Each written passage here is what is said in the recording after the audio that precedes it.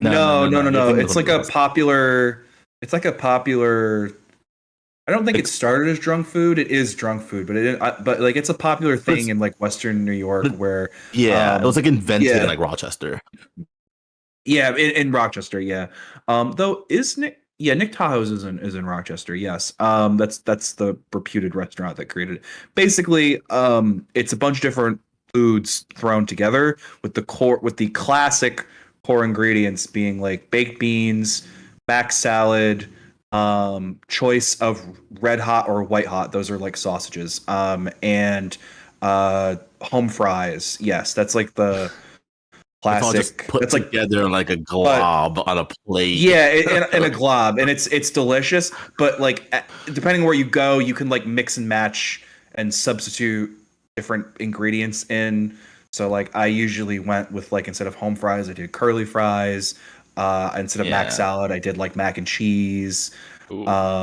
Throw in some hot And sauce and some mustard. Meat sauce is popular. Actually, meat sauce I think is original. Yeah. Meat sauce, I think yeah. it's also original. And like, Dan, when you're like in college, you're just living in Western New York and it's like cold and like I feel like it's hearty. It's a hearty meal, and Yeah. It is. it's like, it's the Western New York equivalent of what there's two sons and no woman. What else is they're supposed to do? Oh, there were women. Oh, there No, were. do you know it's from There, it's there from were Blue women. Harvest. I don't know if you know from Blue Harvest. Oh yeah, no, I know what you're talking about. So he's like, there's two sons and no woman. What else am I supposed to do? Yeah, Uh, that's true. are we live? Oh yeah, we're live. I like the beginning Oh, banter. nice. That's part of the Yeah. parasocial relationships. Is you got to like talk. You got to Yeah. do what every podcast Our does now, have audience a of cold ourselves. Our audience of ourselves constantly clicking the video to see if anyone watched it. Yeah. We get some views later. open. On. We got to do the podcast, and every podcast has a cold open now. Like it's like a little funny bit, and then the music plays, and then ads, and then the actual podcast starts.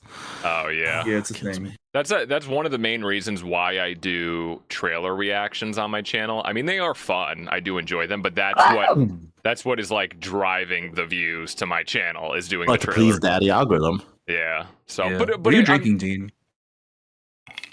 It's just Coca-Cola.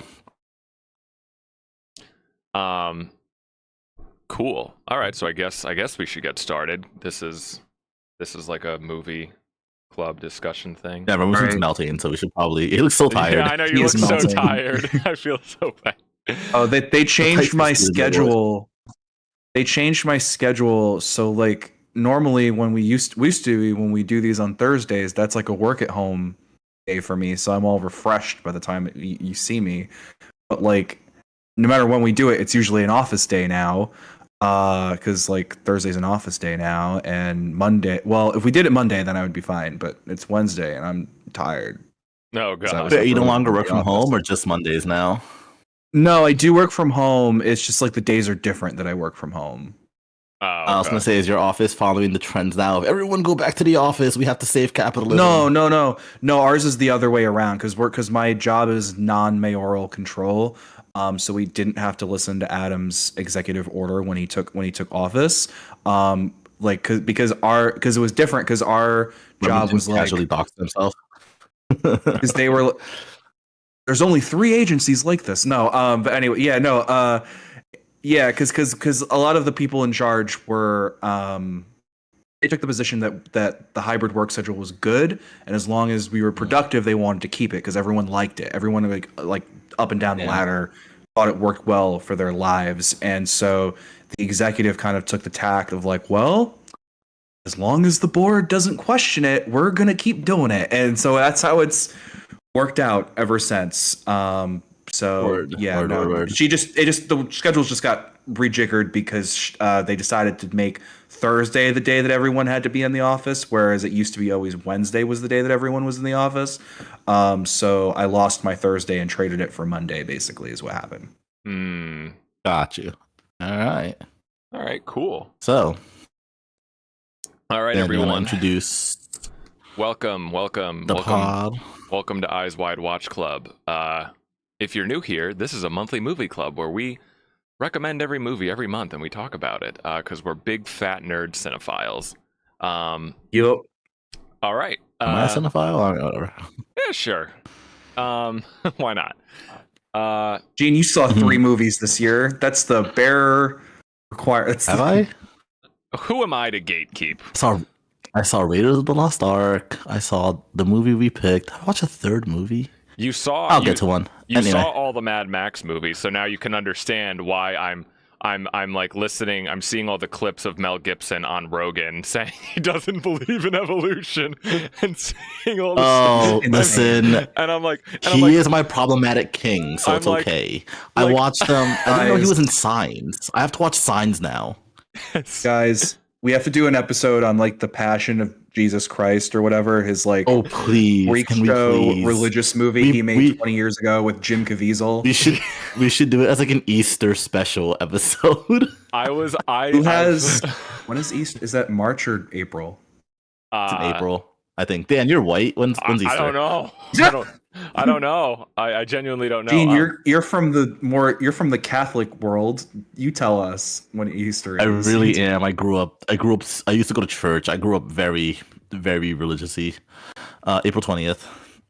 Okay, cool. Yeah, so whoever does April, which is not me, I think it's Eugene actually. You should pick. I will do it for my king, Mel Gibson. Nothing. Yeah, because I was like, well, he said a lot of stuff about the Jews, but he's Mad Max. Yeah.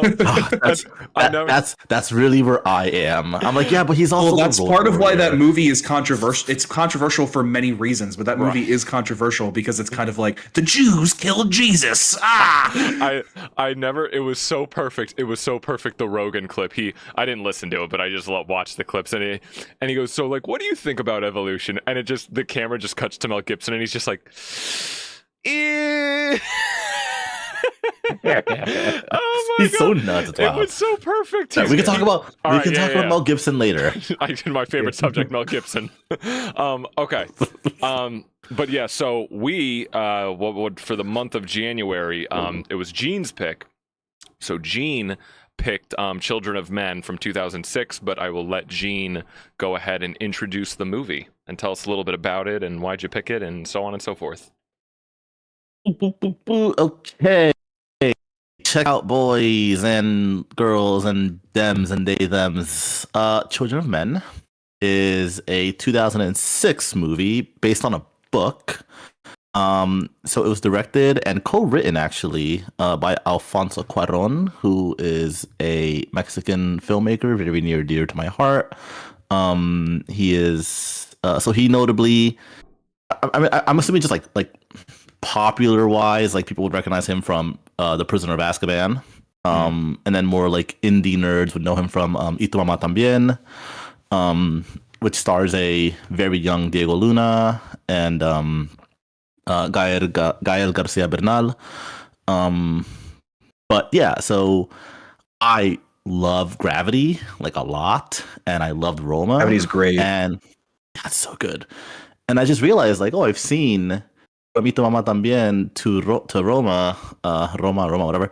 I just hadn't seen Children of Men. So that's kind of like a reason why I picked the movie. And, I really like all his works. And I did, at first, I went into this movie not knowing anything about it except one, that it's like a more like big budget kind of, it's described as a dystopian action thriller. So I was like, okay, like interesting to do that. But he did a Harry Potter movie, so he's done big budget stuff before. And then I read how it was very critically acclaimed, a box office bomb, I guess technically, but critically acclaimed. So I was very interested. I just read a quick little synopsis. It's about decades of human infertility led to society collapsing, and premise seemed really interesting. But other than that, I had no idea who was even in the movie. I didn't know. I know nothing of the book. I know nothing of the story. So I went in blind to this, really, other than like just my love for the actor. And yeah, I'd love to hear your thoughts on it first before my thoughts. Before that, though, my first thought is you picked 2 movies that portray Guernica by Pablo Picasso. Which that was really fun. Did you guys notice that? I mean, you noticed it in the second one, obviously. Did you clock that, Daniel? I didn't clock that. No, I'm very stupid. Polytechnique. There's No, a quick I little know. shot of the guy looking we at talked Guernica about by Pablo Guernica. Picasso. And then in this movie, it's heavily prominently featured in the one scene when he's like having like dinner or lunch with his cousin. I thought that was really funny. So Dan, your movie better have Guernica in it. I know. Or else I'm damn. not watching it. Shit. But I just thought that was like a really funny, like, holy shit, this was totally coincidental. I don't know. I'm sure you enjoyed seeing that, Remy. Oh, it was fun. So that was my pick. But I would love to hear what you guys thought about it before I talk about how I feel about it.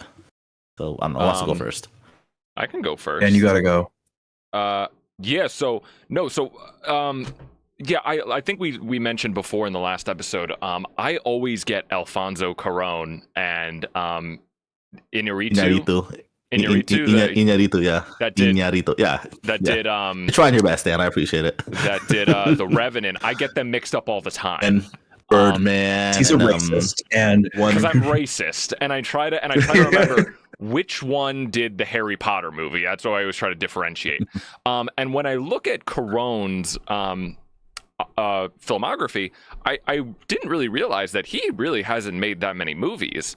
Which is kind of wild. Which is wild. So even though he's such a big name, I'm not as crazy on Gravity as most people are. I was impressed by the effects, but I wasn't too into the story. I think a lot of that has to do with I just am not a fan of Sandra Bullock at all. And why do you hate women? I just don't. I don't like Sandra Bullock. I love the face. Why don't you like Sandra Bullock? I love the face Remington just made. That was so good. I've literally hated her in everything I've ever seen her in. And then what was the other? Roma. Roma, I think, is like a masterpiece. He did Roma.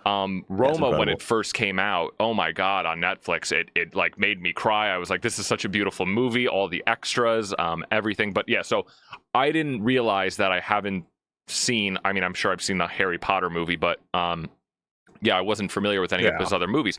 So I never even knew this movie existed. I've never heard anyone talk about this movie at all, which is wild. Really? I've never heard anyone talk about it. Never heard it mentioned before. That's interesting. This is Letterboxd 250, Dan. Get real. It is? It's in? No, Dan, it's interesting. Yeah, this is in the 250.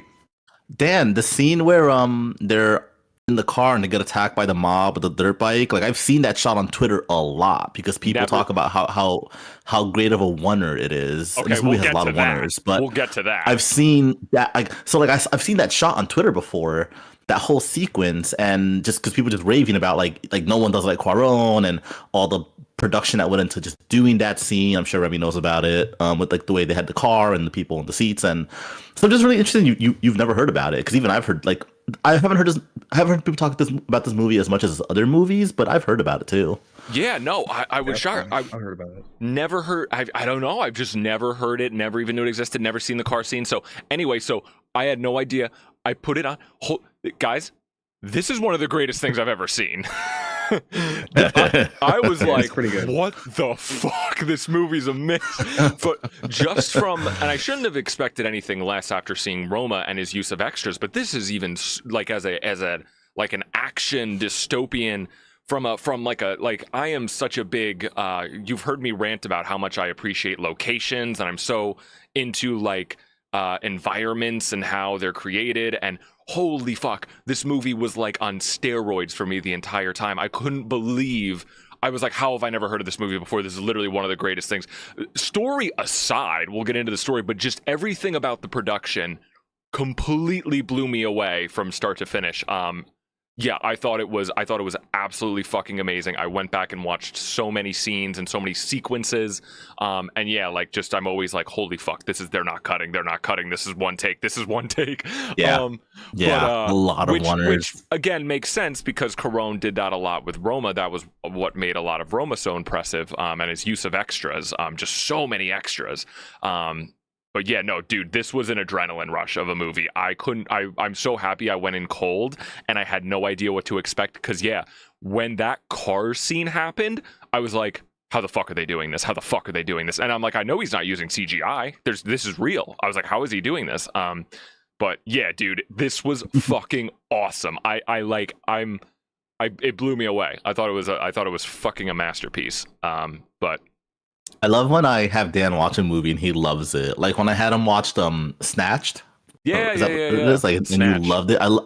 It warms my heart. whenever I have Dan watch it, and he just like adores it. No, yeah, but times. I was so delighted, yeah, because like I said, never even knew it existed. But anyway, so yeah, that's me.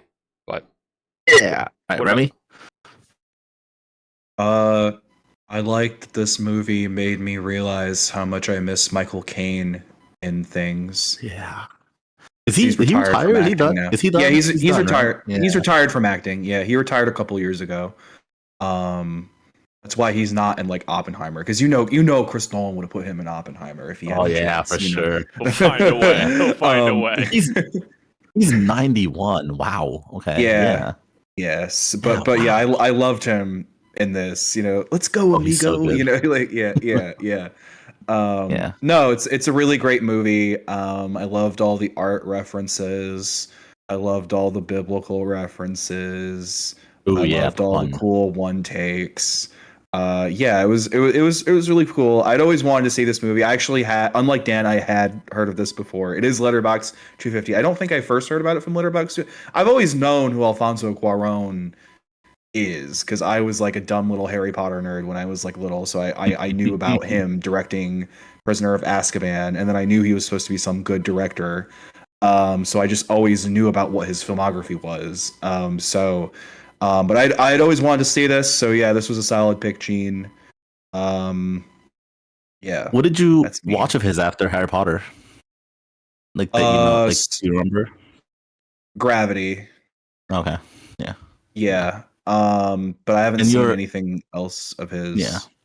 No, but it's good to know, like me, you're a Gravity enjoyer, unlike Dan. over Yeah, here. yeah. I think Gravity is really cool. Yeah. It's a fun that's just a movie. I great think it's really movie. good.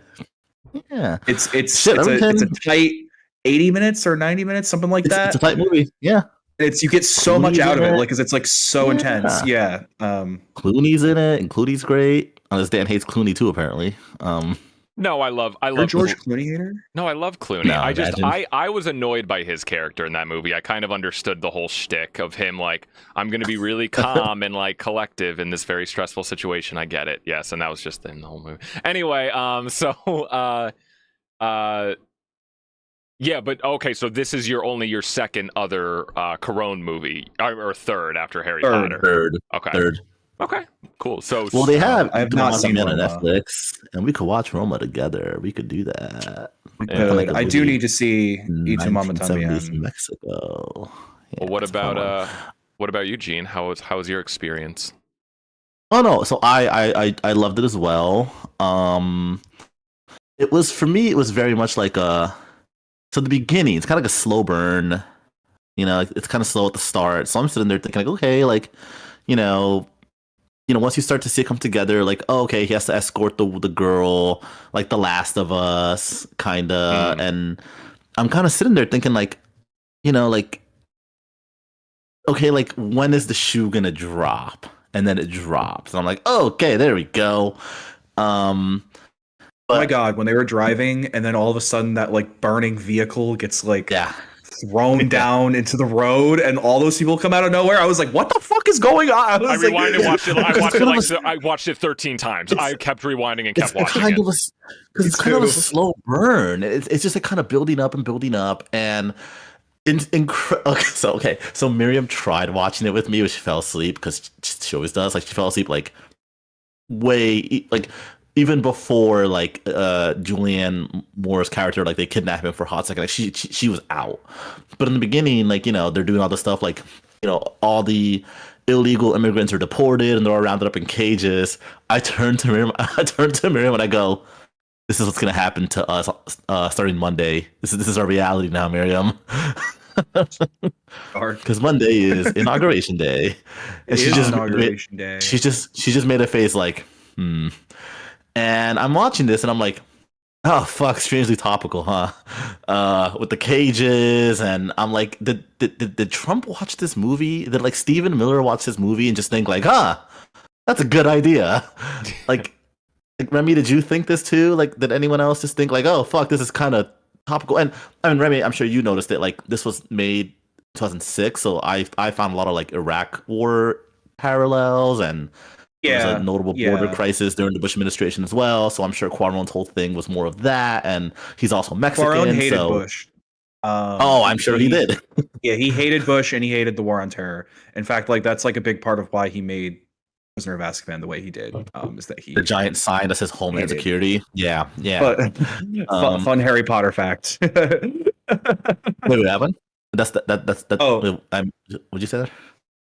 Oh, I said, oh yeah, I was saying that Quaron hated Bush and the War on Terror, and I said that's why Yeah. he made Prisoner of Azkaban the way he did. And I said, fun Harry Potter fact.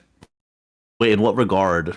I don't know. So like the way that he designed, the way that he conceived his portrayal of the Ministry of Magic and also of Fudge is modeled off of like Bush administration. Oh, that's really interesting. I didn't know that. That's really interesting. Yeah. Okay, I'm gonna have to rewatch that movie and just kind of like note that now because I've never thought of a connection between Cornelius Fudge and George W. Bush. That's actually really interesting. Yeah. Well, so watching it, I'm like, oh crap, these parallels. Nothing's changed. That's fun. But I mean, I really did enjoy it, and then like, God, that third act just fucking ramps up. Like, holy shit. Yeah. It just doesn't stop. Also, we're a lot closer to the setting now than it was when it came out because it's set in 2027. Keep in mind. Yeah, it was fun, wasn't it? It's just like, oh, it's coming up, boys. No, I wanted to start just by talking about that opening scene. Was so perfect to me. And that wasn't, they do cut once, I believe. But yeah, immediately. So the opening shot is just, it's not on the TV, because typically what you'll do with movies like this is you'll get the opening in like these dystopian movies is you'll get like opening news footage to give the exposition, right? And you'll be seeing the news, you'll see the news footage. It'll show you a news broadcast. Here, what they do is they kind of, they play the audio, this very like foreboding, like, ominous, about what's going on in the world, about the youngest kid in the world dying, and you're initially thinking, okay, well, why is that important? So they don't hold your hand through it, even though it's in the description of what the movie's about, but they don't hold your hand through it right away, or they don't give it all away, like what's going on. But the shot, it's just the people in the coffee shop reacting. It's just focusing on their reactions of watching the TV, which I loved.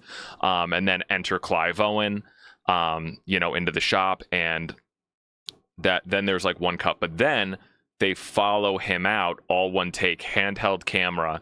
I love this. I loved this shot so much, guys. Like, I can't tell you how much I love this movie. And it's like, and you get it goes into a wide where you see London. You get the text on the screen. Oh, it's so beautiful. And then like, so you get to see like the buildings they have like seemingly more like futuristic digital screens. It's kind of that nice version of a near future where there's some touches of technology that are advanced, but everything still kind of seems the same, which I always find interesting. I like that stuff. And then you get to where he walks down the sidewalk a little bit, pours liquor in his coffee. I love that. And then like there's this beautiful little music cue that plays under it. And then the camera turns, and then you get the explosion, and then and then title card, and I was like, "Fuck, that was amazing." Well, I love how his ears are ringing throughout the whole thing too. Like title card into the next scene, his ears are ringing. And like I just wanted to watch. I wanted to watch a video on like how they do that with like all the extras, how they do that explosion. I mean, was there any CG? I don't know. Like, but I did read they did shoot it in London. And there was there was like an actual bombing that happened. The London bombings happened like a month and a half before, or like a month. Like, well, they were supposed to shoot it, and then the actual bombing happened, so that they had to just wait. Because kind of a bad taste. So yeah. But he was adamant in shooting it in London, which I understand. Like, he was like, to do this shot, this is the only way we can do it. But yeah, everything about that I loved. Just so setting the tone right away. Just such a perfect like little short. And I love the touch of him. I love the touch of Clive Owen. stopping to put booze in his coffee, so you kind of get what kind of guy he like, the archetype, like depression. Oh, I loved that so much. Says it just accomplished so much tone setting in the most creative way in such a short amount of time, and it was perfect. But anyway, I had no idea it was set in London or like the UK. I just again went in blind, so when I saw that, I thought, well, he just did Harry Potter, so I guess he just stayed in London. What is your guys? Do you guys have any experience or like relationship with Clive Owen as an actor? Because he's someone that I know the name. I know his name, but I don't think I've ever like seen him in anything. He hasn't really led many movies from what I could tell, but but he has an extensive filmography. Look at his Wikipedia. He's done so much. Yeah. What did you did you guys have anything to add about that opening, or what do you think of Clive Owen just as our leading man? Remy, you can take this. Yeah, Clive Owen is cool. Poor Remy. No, I can't recall seeing him in a movie. I'm looking at his filmography now to see if I recognize any projects that he's been in. No, not really. Like you said, Dan, like I know the name. Right, the name Clive Owen, but then I look in, I'm like, have I seen him in anything? I kept thinking he started in Sin City, but I haven't watched that, so I've seen it, but I don't know who he plays in Sin City. I know of the show he starred in, The Nick, but I've never watched it. Oh yeah, never even. You know what's funny? I kept watching him, and I was like, I feel like he looks like a clean-shaven Gerard Butler almost. That's who he was like reminding me of, but. Oh, he's in Gosford Park. I want to see Gosford Park. But he's done a lot. Yeah. There's something about him. Have you seen the Bourne movies? He's in one of those. I saw one of the Bourne movies. I don't remember them. Wait, which one's he in? Bourne Identity is what it says. But, he is. Look at that. Yeah, I feel like I don't think I could have, because I was trying to think during the movie, because he doesn't he has to do so much physically in this role, and I'm sure, but I feel like so many other characters get a lot more meatier roles than him, as to where he's more of just our view into this world. He's like just our main character that we're playing as into this world. But I think if Clive Owen was played by someone with like a more familiar face, I think it would have taken away from it a little bit. I think it really helps that this guy really does feel like, because we're just not familiar with him. I think if it was, because I don't think there's, and I don't mean this in a bad way, but I don't think his character necessarily has not a ton to do, but there's not much, we don't learn a ton about him. It's more just about this experience that he's having and this adventure. It's not really his story to like go in. So I think if it was like, insert Nicolas Cage but like, or if it was someone that we recognized, you would see that actor. So I think someone, go ahead. What hooks him in is that Julianne Moore's character is his ex-wife and the mother of his deceased child. That's what hooks him in. That part of it immediately leaves us once she dies, and the rest of the plot is just kind of happening on us trusting that, oh yeah, he is a good person, right? Because he's the main character. Because the girl's name, I forget the girl's name, but she's like, yeah, she told me that if anything bad ever happens, I can trust you. You're the only person that I can trust. And so he is kind of like the audience surrogate character, like you're saying, Dan. He's also our proverbial Joseph. Yeah, he is. What was I gonna say? Dan, a quick thing to touch on what you were talking about. I think, like he's not like an action star, kind of like he doesn't have the face, and like the way I see it up until Julianne Moore's character, so Julian, Julian, and until Julian like dies, and then he learns that they're gonna kill him too. He's kind of just going through the motion, doing it for the money, more or less, as Julian accuses him of. And so, yeah, he's kind of like an everyman. Like he's not like a buff like action dude who is, he can just pick up a gun and start shooting because he's been trained, and like, I think the most we get is like he was also a revolutionary, I guess, like 20 years ago, but we don't know we don't know if he was like adept at fighting or anything. And there's like little pieces of it that kind of bleed out, like when he kicks the door open to knock the bike off and he's like sneaking around like a video game character, and like he's disabling the cars. I thought that was really cool. So you get like glimpses of who he once was before he became this just like office guy, I guess. But at the end, but it's also kind of like he's like older. He's tired. He's old, and he's just like not in shape anymore. And I thought that was really, and he's also like an alcoholic. I just pictured him being like Archer, like James Bond, just like drunk the whole time, just kind of stumbling his way through. Yeah, no, I definitely saw him as like an everyman. I know they mentioned that he used to be like an activist. But yeah, so a really great introduction to this world, and just kind of like, and so much of it, so much of the exposition or just the table setting, I feel like in this movie is done just through the settings, like just seeing him walk through the city and seeing the people in cages and all of the refugees. And so the idea is, I never read the book. I don't know if you guys are familiar with the book. I have no idea. I had no idea what the book was. So the idea is that the world has stopped. Women are now infertile, which I guess is different from the book. But the main point is that they can no longer have children.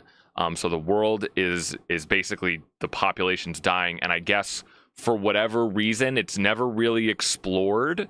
How that sent the world into chaos and what that would mean. I'm sure there's a lot of you can imagine how that would send the world into chaos. At first, when the movie started to go along, I started to get a little like, but I kind of want to see like, how would this affect how did this happen? How did this, I started having those questions of like, I would like to see like, what would that mean for the world if all of a sudden we just stopped having babies and couldn't have babies for, I think, how long it's been, like over 10 years, I think, or something. I forget how long. 20 years. Yeah. So they've like, how would, and somehow London has been the only place or the UK, I don't know broadly, but that has been able to remain stable.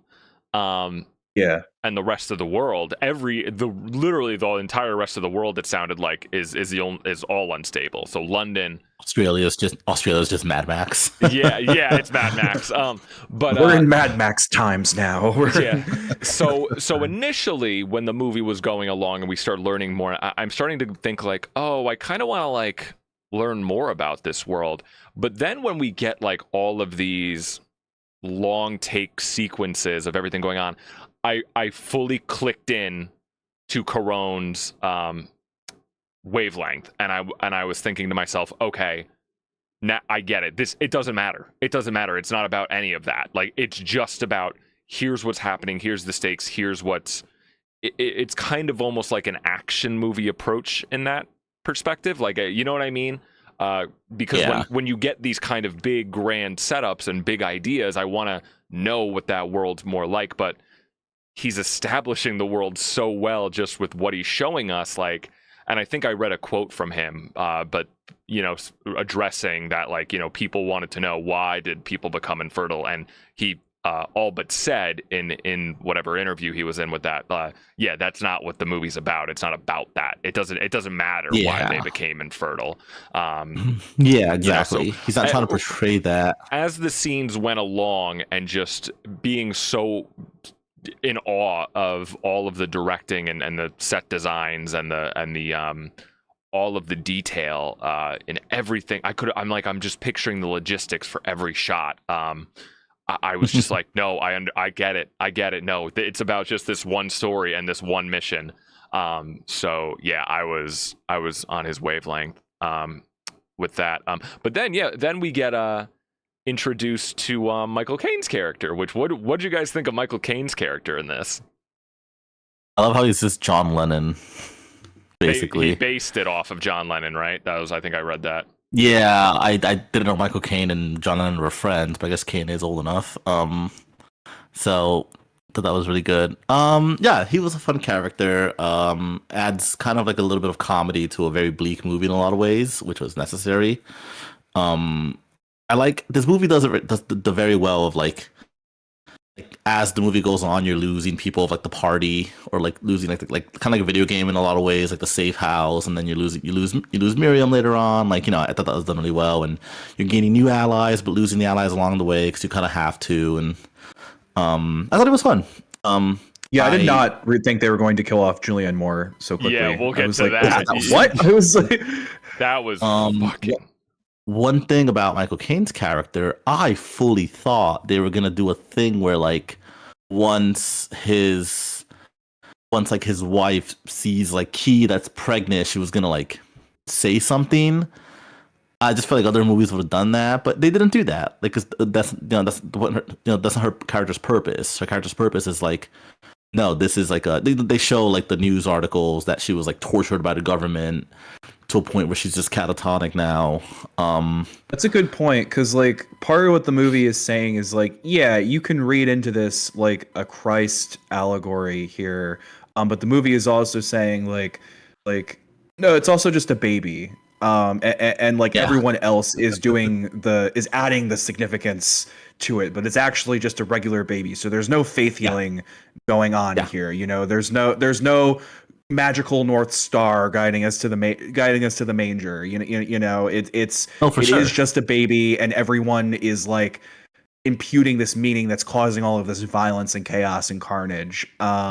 So I think that's definitely like part of the movie that like you said, like a lesser movie would have gone that angle, but like no, it's just a baby. So like the wife is going to be the wife. Well, everyone else is going to do what they can. Oh, exactly. They do play with that idea of the Christ-like figure, right? I mean, for sure. And I was thinking that, like, and the movie was very smart in kind of all but addressing it more than once. Because I was like, when is it going to have like the religious imagery? And there's even one point where the woman, the pregnant woman, I forget the character. What is it? Key. She jokes and says, yeah, because he's like, who's the father? And he's like, she's like, I'm a virgin. And she's like, nah, I'm just fucking with you. She's like, I don't know who the hell and like, it was. A lesser movie would have done that. Right. I feel like a lesser movie would have done that some divine miracle brought back. Yeah, Gene. Gene, that baby was conceived by the midichlorians. I was That's just what you fuck don't you, fuck you, fuck you. You understand. stole me. You stole it from me. Fuck you. I was gonna say there was no father. She carried him and birthed him by himself, and now he can like race pod racers. It's fucking sick, dude. Like, I was waiting for him to like whip out a little like Phantom Menace machine that like tests her midichlorian levels. But and then there's a very deliberate shot. But there is also a very deliberate shot when she reveals to him initially that she's pregnant in the barn, surrounded by all the sheep, where she's like topless, holding her chest. It's also in a barn, Dan. In a barn, like literally in a barn where Jesus was born. There's a very deliberate shot of her that's meant to look like, the who is it, Mary? Virgin Mary. Yeah, Virgin Mary. So they definitely play into that a little bit. But I wouldn't even.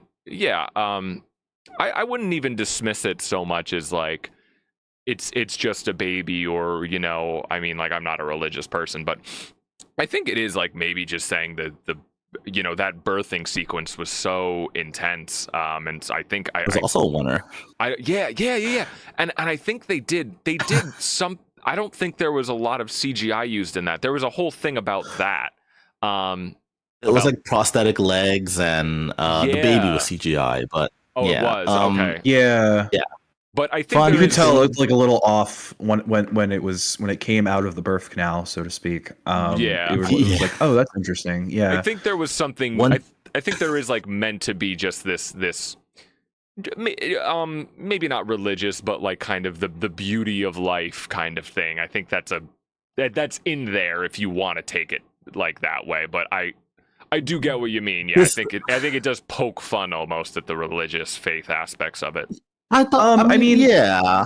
you can talk, Gene. I've been talking. No, no. I was just gonna say, I just like the idea that like this baby is born in like some like shitty little room, like in like a labor, like a town that's been converted into like a labor, like concentration camp, and there's a lot to say about that, and like again, it goes back to what you guys are saying. Like people are assigning importance to this baby more than it probably is. I mean, it's important, sure, like in the context of the movie, but like, I mean, also like I don't know, like I think there's weight to that. Like, Right. I don't know. Can you imagine not seeing a baby for 20 years? Like, I love Yeah, when right. Chiwetel's character says, like, as I was holding the baby, like, I started crying because I haven't seen one in 20 years. Like, I think there's weight to that, and I don't know. Like, I've had a baby, and like, it's like I get it, like, a little baby. Yeah, so I'm not saying the baby doesn't matter. I'm saying that like the baby is not literally the Messiah. Right. It's not God's child. But they're treating it as such for sure. Exactly. And because because of that, it's turned the baby into a football, which is why there's like a war going on. So that's what the movie is like. The movie is operating in this artistic tableau, and there is like a magic to the miracle of birth, the beauty of life, all of these things, and it is like incorporating all of this imagery. But at the end of the day, the baby is just a baby, and I think it is kind of like when it is talking about all of these like apocryphal things happening with like climate change and a refugee crisis, and like world disorder. I think it's probably saying that our inability to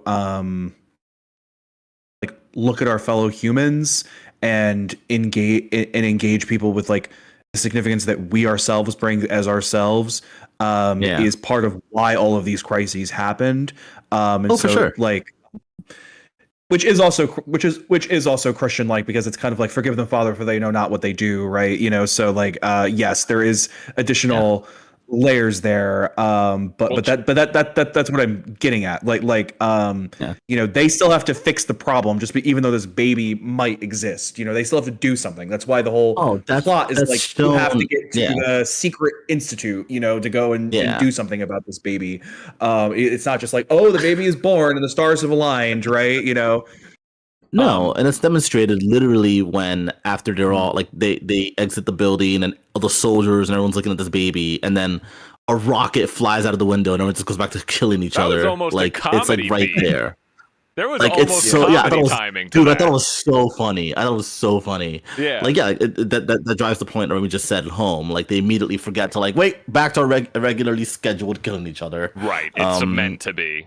To the point where I'm like, you guys just like the baby's right there. You guys are all just still fucking shooting up. Like you guys know this baby can get shot at any moment, right?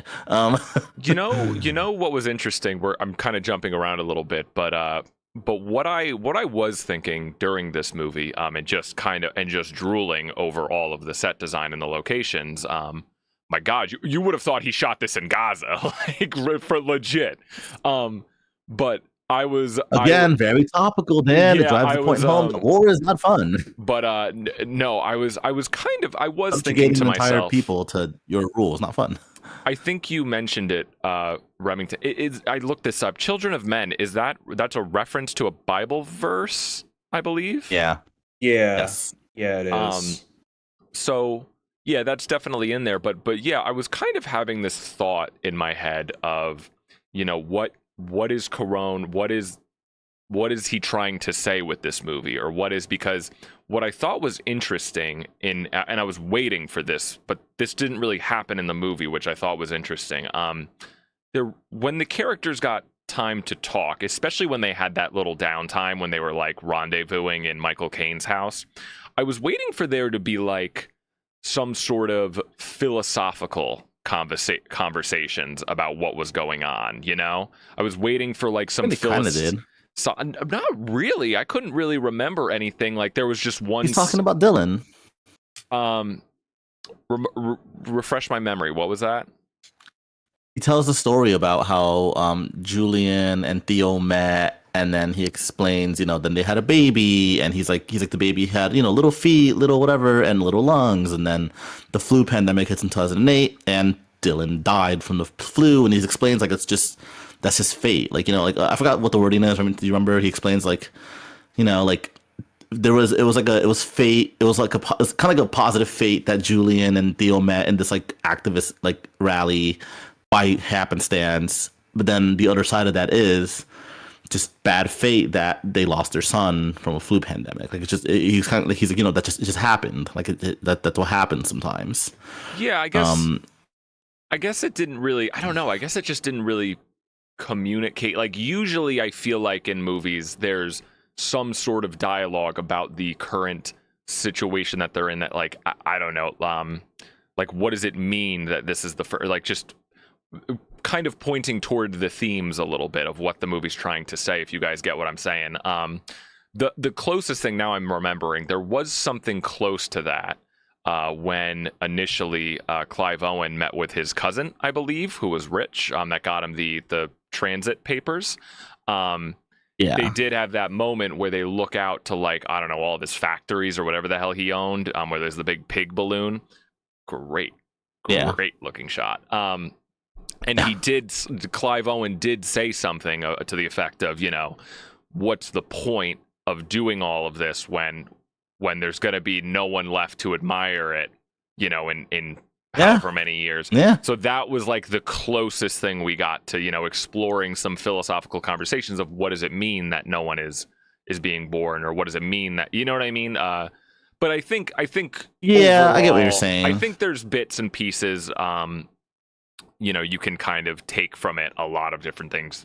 It leaves it open to interpretation, which philosophically, I guess. But I guess there's kind of just this overall theme of hope for humanity at the end, I guess, which is fine. I think it still rings very powerful because it demonstrated so much of like such a strong. Really, I guess what I'm trying to say is really, really sticking to that show don't tell type of thing, to the extreme. Remington. I mean, it just all stems I think you're muted. Oh, are you muted? Am I muted? Oh, we got you. Yep. Yeah, What were you saying? Okay, so the Bible verse that it's based on is, "Thou turnest man to destruction, and sayest, Return, ye children of men." Yeah. I don't speak Latin. I don't. Well, that wasn't in Latin. That was in English. I know. So. I'm kidding. I'm just very. The joke is I'm very stupid, and Dan, anytime Count Orlok speaks in like his like Romanian tongue, Dan's like, I don't know what the fuck he's saying. I'm pointing. Do like you have Instagram? I'm pointing my Roku remote I brought from home in the theater at the screen, like subtitles. I'm like. Quick thing, I thought it was Latin because I understood bits of it, and I'm like, is this Latin? But it's not entirely Latin. And my point is, we'll talk later. So it's Dan not understanding but whatsoever. What would you guys think this movie is ultimately? I mean, I know we kind of touched on it a little bit, but that's, I guess, what I take from it, just kind of a general sense of hope for humanity, or, rising from the ashes, blah, blah, blah, blah, which can seem very general and generic in a lot of movies, but like I said, I think he put so much on screen that like it worked so well for me. It earns it. But I don't know if you guys have any other thoughts or something different.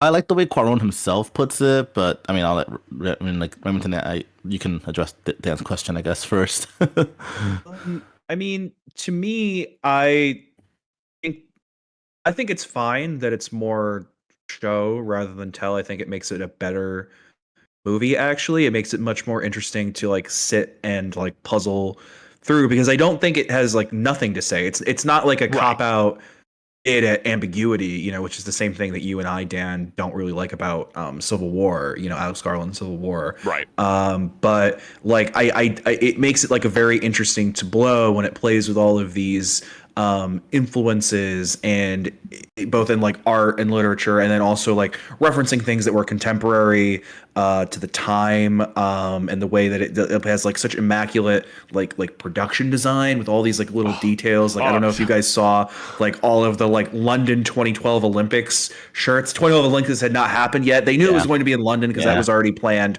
But those Olympics had not happened yet. Doctor Who actually did a similar thing. Fun fact. Ha ha ha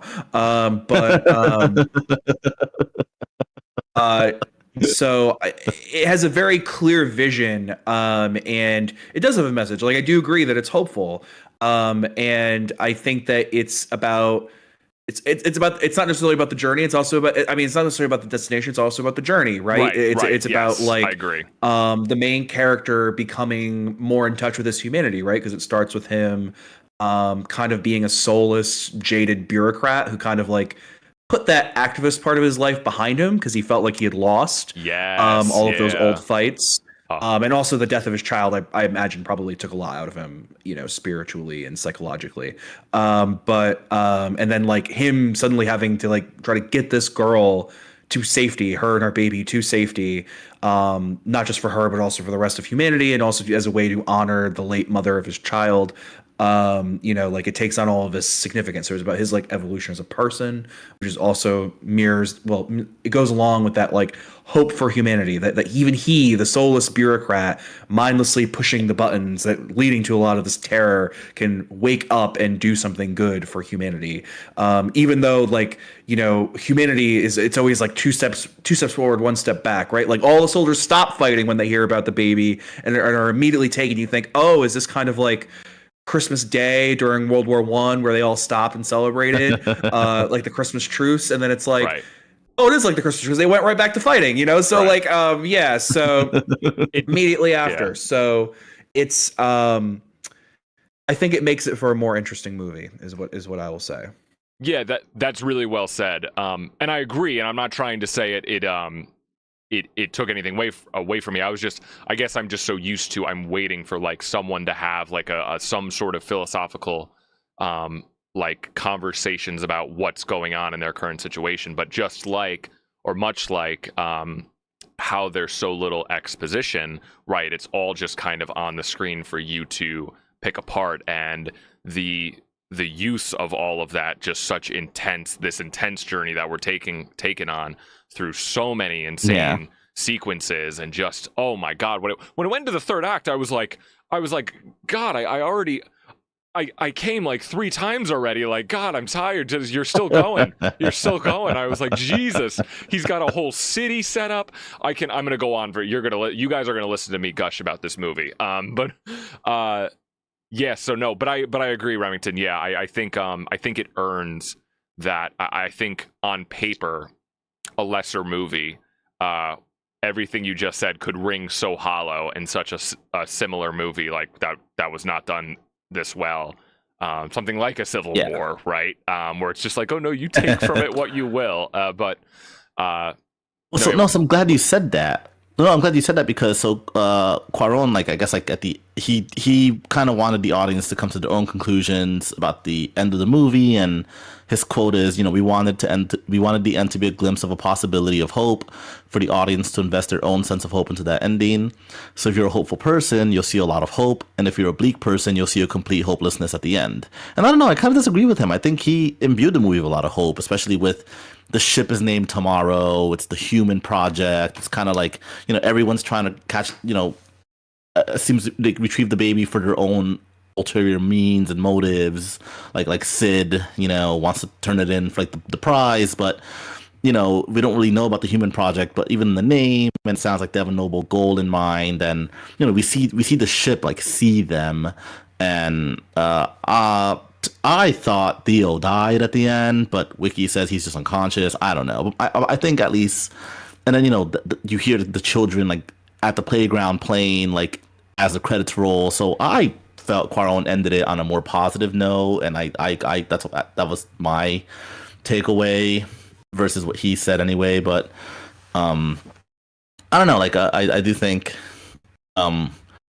he did a lot of show don't tell, sure, but I still think he ultimately left like a nice little like bow on everything, you know, like things are gonna get better, and that's why I think they added that. But you know, again, like that audio of the children playing in the playground, and like especially ties into Miriam saying like, it's kind of strange once you notice like there's no kids playing. Like it's a weird thing. Like you don't hear kids playing ever again, and so I think Quaron adding that really adds to that. And I mean, yeah, someone who has been to many playgrounds, it's a great thing. To the point where like, so to tie it into real life, one thing that I found very hard to see with like Palestine is like when you see like videos of kids just like in like rubble and like kind of playing like in the rubble because they're still kids, but like I always find I really can't see anything. Like I just scroll past all these things. I can't see like images of like toddlers and these kids in like rubble because like I see my kid and I'm like, no, like you're a kid, you should be playing and like be safe and like you should be enjoying yourself, you shouldn't be in this situation. I don't know, it just kind of reminded me a lot of that, like just the things you take for granted, like kids just playing in the playground, Sure. Yeah. No. So I think that's why he. So I don't know, I really think he wanted to end it more. Personally, I think he wanted to end it on a little hopeful kind of thing. Yeah, I agree. I agree with you. I think it definitely ends on a hopeful note. I liked and that was right. Like when they're on the boat and the ship comes up, I'm like, here we go. Cut to black. Cut to black. Cut to black. Cut to black. Yeah. Yeah. And that's like that's the good like ambiguous ending. Like yes, that's where the story ends. Like that's where it's up to you. I think maybe he's just saying that because like you fucking idiot Westerners, like he is a Westerner, but like you fucking Americans, you guys see that and you're like, well, what happened? Like some idiot in the theater. But no, yeah, I know, I totally agree with you. It definitely ends on a hopeful note. I wanted to just touch on the Michael Caine thing just to get back to that real quick. It was funny seeing him in like the role of I don't even think I would say like comic relief, but like the levity in the movie and kind of being like I saw him kind of like as almost like the John Goodman character like in Big Lebowski kind of type almost, where he's just this kind of, I mean, different, but like a hippie.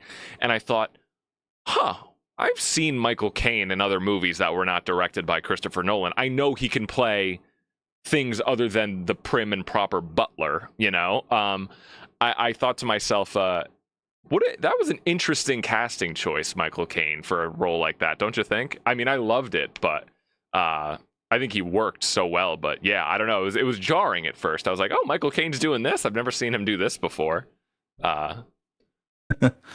Like he's Michael Caine. He can do damn anything, Dan. Yeah, I guess, yeah. Yeah, Dan. Would you ever doubt Michael Caine in my presence? I've seen him play a pretty good like villain, like a pretty sleazy villain character before in like a really unseen movie with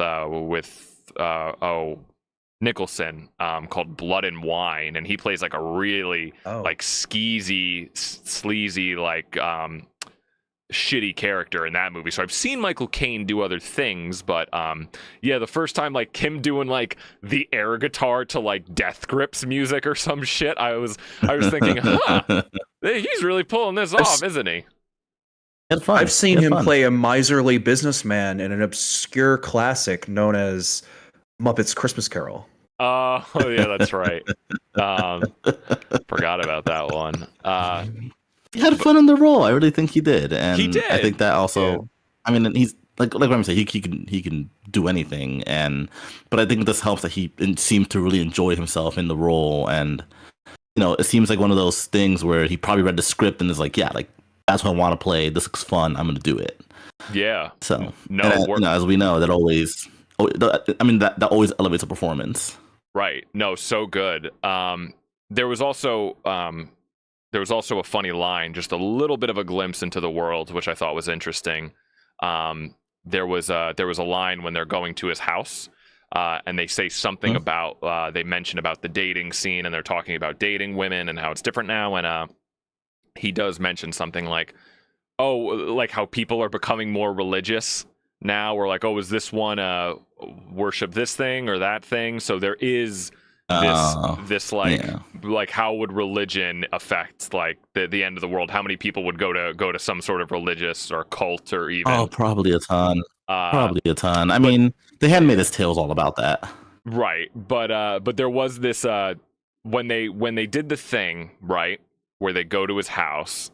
and they unveil, like, it's like hidden in the bushes. They have to move bushes to get to his driveway. It's hidden. It's off the grid, right? And again, such a great set design. God, his house looked so cool. Everything was just amazing. My parents would kill for that A-frame. Yeah, right. Oh, dude, it was so fun. Yeah, I loved it. The whole like secluded middle of nowhere. I thought it was great. And so they go, they do the thing where they reveal like that they have to move the bushes. And I knew right away, I was piecing it together. I go, okay, obviously Michael Caine's going to enter the movie again. They're going to have another scene where they're going to go back to his house at some point. They're going to move the bushes again. That was all set up. And I was like, I'm like 10 steps ahead of this movie. And I knew, I was like, okay, and Michael Caine's definitely going to like nobly sacrifice himself at one point, right? So that I'm like, yep, I know where this is going to go eventually. Like in the turn of the second to the third act, it's going to take place at Michael Caine's house. They're going to go back. He's going to die honorably somehow. That's all, like, you see it coming. And that does happen. But that was that bait and switch with Julianne Moore was like, whoa! But did you guys see? I did not see Julianne Moore dying, like you said, Remington, that early. No. Let's get into that. Yeah. I didn't see it coming, but part of me, like, when the bike's like aiming at them and they're like, they've got a gun, and I'm like, why isn't she ducking? And then she gets shot. I'm like, oh, there it is. I'm like screaming at the TV, duck, you bitch! I was so in it. No, I did not see it coming. That was, I didn't see that coming, nor the reveal later on about that whole scene, which I thought were both really well done. Yeah, no, I definitely didn't see it coming. So, because they're kind of setting it up almost like a little lovey rom-com, kind of like oh, are they gonna end up back together? Like, because they had a great chemistry, in my opinion, the two actors. Yeah, and then it's like, no, that's not what this movie is. And fuck you for believing it is. I love shit with like secret orgs that are like have like actual internal dynamics to them. So like everything with what's the resistance group called again? I'm sorry. Oh God, I forget. Fishes. What'd you say, Gene? The Fishes. The Fishes, yes. Okay, which is also a Christian reference. But yeah, no, I loved all of that when it's like revealed that they were like behind her murder, and there's like all these like little power struggles, and that one psychotic guy who's just like, "You killed me cousin, man!" Like yeah, he's just so mad about that. He's just so mad about that. I have a note. He was 19 years old. He was. I have a note in my notes that specifically says, okay, it's one thing you never trust a white guy with dreads. But not only is this a white guy with dreads, this is a white guy with blonde dreads, and he's British. This guy is fucked. This guy had all the red flags. I was like, oh, no, not this. But yeah, no, I agree. All those, like, yeah, the internal dynamics. And I forget the actor's name, but the guy who's the black guy who's in like the Doctor Strange movies. Every time I see him show up, Geofor. Yeah, every time I've seen him in other movies before, and I always think he's a damn good actor. He was great in this too. Yeah, he's great. I'm so happy he got like a meaty role in it that they came back to him. Yeah. But yeah. So the car scene, the first, Carone like flexing his muscle like right at that first action scene when the flaming car comes down and he goes, oh no, we're really doing this.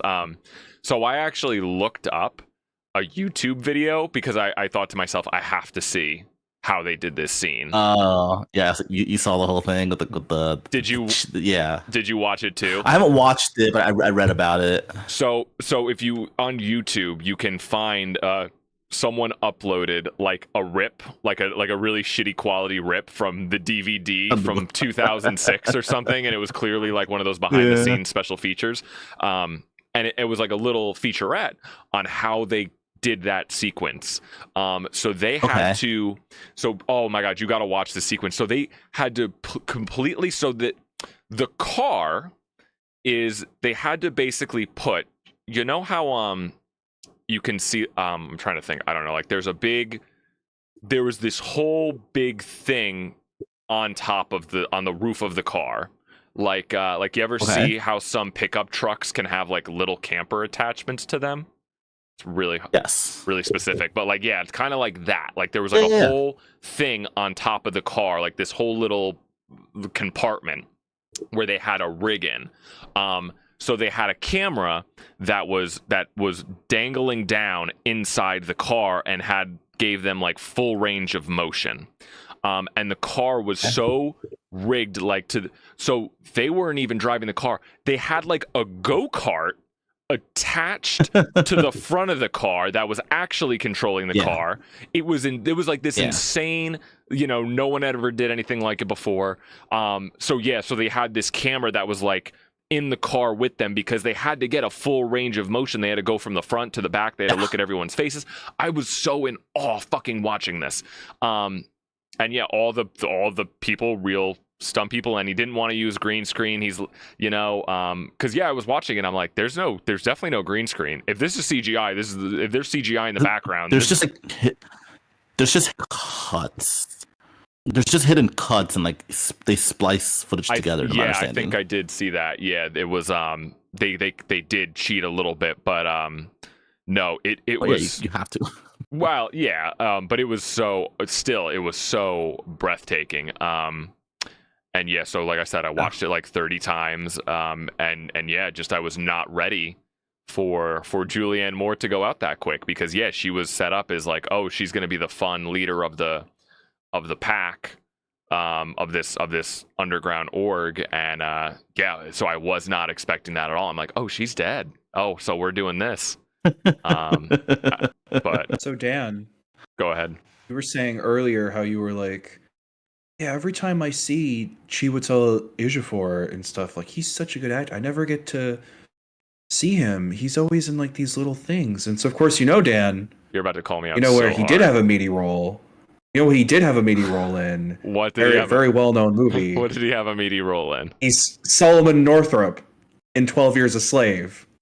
Oh, Academy Award-winning Best Picture movie. Never seen 12 Years a Slave. That's him. Mm-hmm. So okay, all right, I have to see that.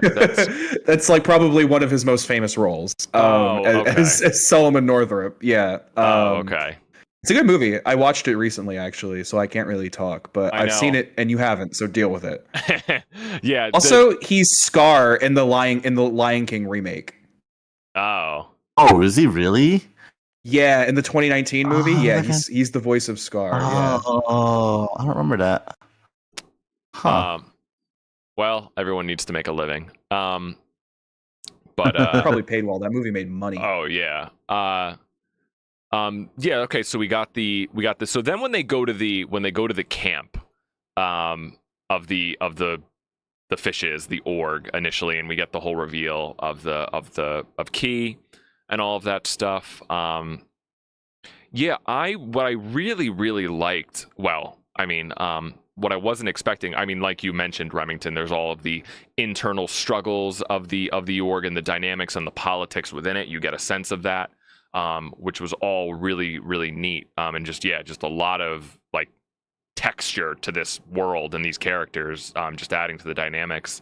Oh, quick shout out. One of my favorite characters in this was Pam Ferris's character as the midwife. I think she's so interesting. I think she's so interesting, and I was really sad when they killed her off. She was the one. Wait, was she the one that they escaped with? Yeah, she's the midwife. Right. Okay. Yeah, sorry. she's the midwife. Right. Okay. Yeah.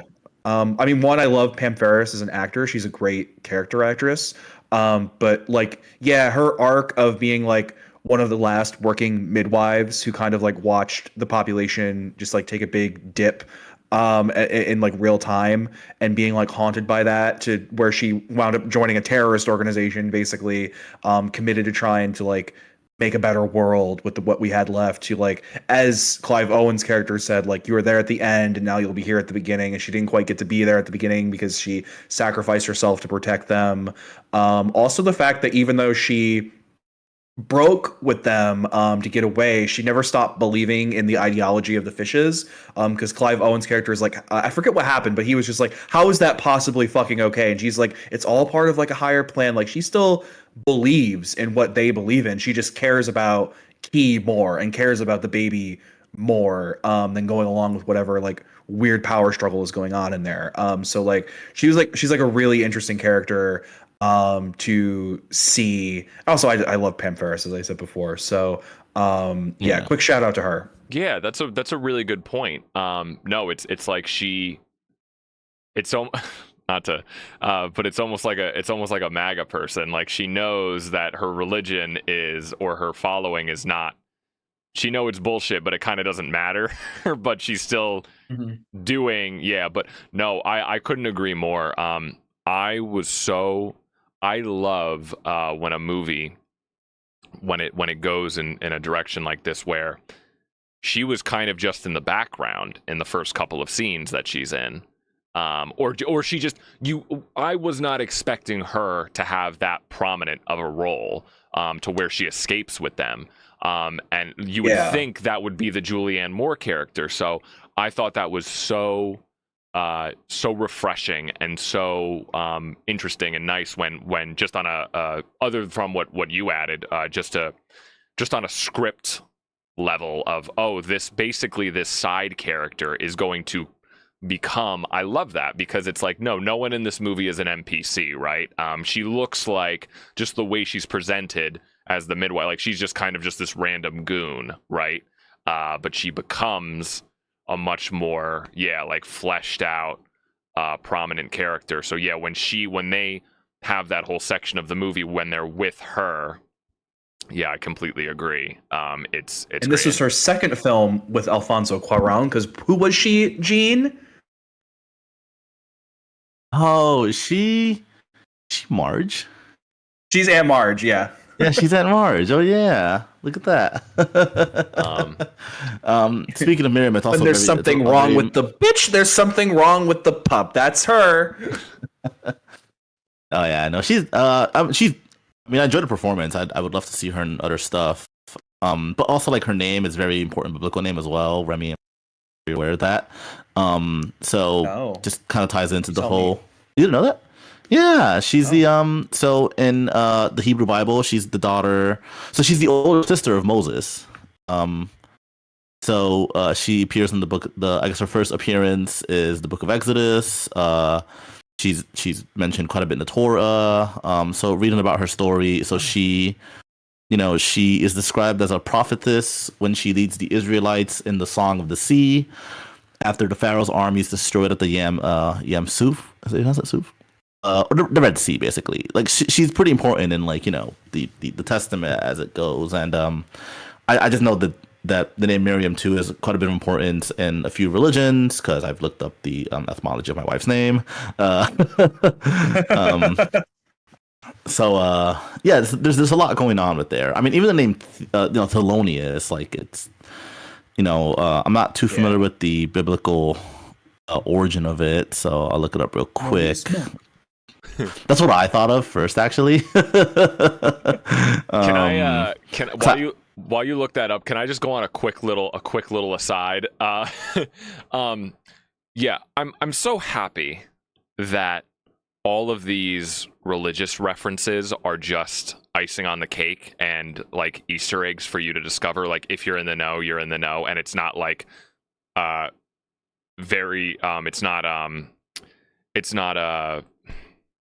it's not crucial to understanding the story that you need to know all of these religious references. Oh, you don't have to, but there's a lot in there. That is why one of my least fucking favorite movies I've ever seen is fucking Darren Aronofsky's Mother.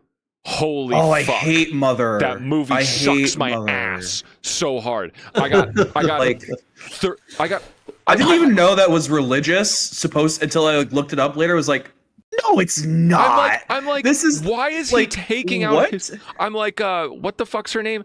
What's the Katniss? Jennifer Lawrence. J-Law. I'm like, why the fuck? Yeah. I'm like, leave this man. Movie's over. Why are you taking it? And then I'm like, oh god, that movie sucked so hard. And I'm like, why is he taking out his rib? And I'm like, wait a minute, that's part of Adam and Eve or something? I'm like, oh fuck. Yeah, it is. I'm like, wait, what is? It's something about. So Eve was not directly created by God. She's like the product of Adam's rib. Yeah. Yeah. I knew that. Wait, so how Yeah. Mother references that? I've never seen it. I don't No, know. the whole movie is an allegory.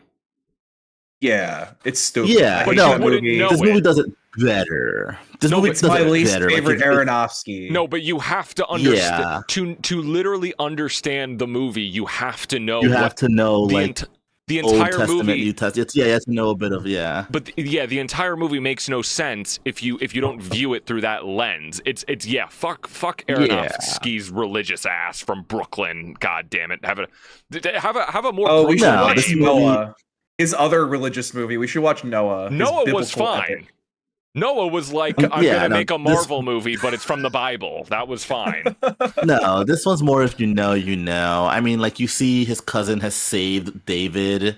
Right. And I do like how they show like people don't like David is fucking huge. And so like when they first show it, in my head I'm like, oh, is that supposed to be the actual statue? And then he says it, and I'm like, oh, like I don't know if you knew, Dan. Like, did you know that the statue of David is fucking massive? I don't think you did because people don't really know that. But like, No. yeah, it's huge. So like, and you know, it's a whole like I don't know if you know, Dan. David was like he became king of the Israelites, the whole thing. So you know the whole David and Goliath thing.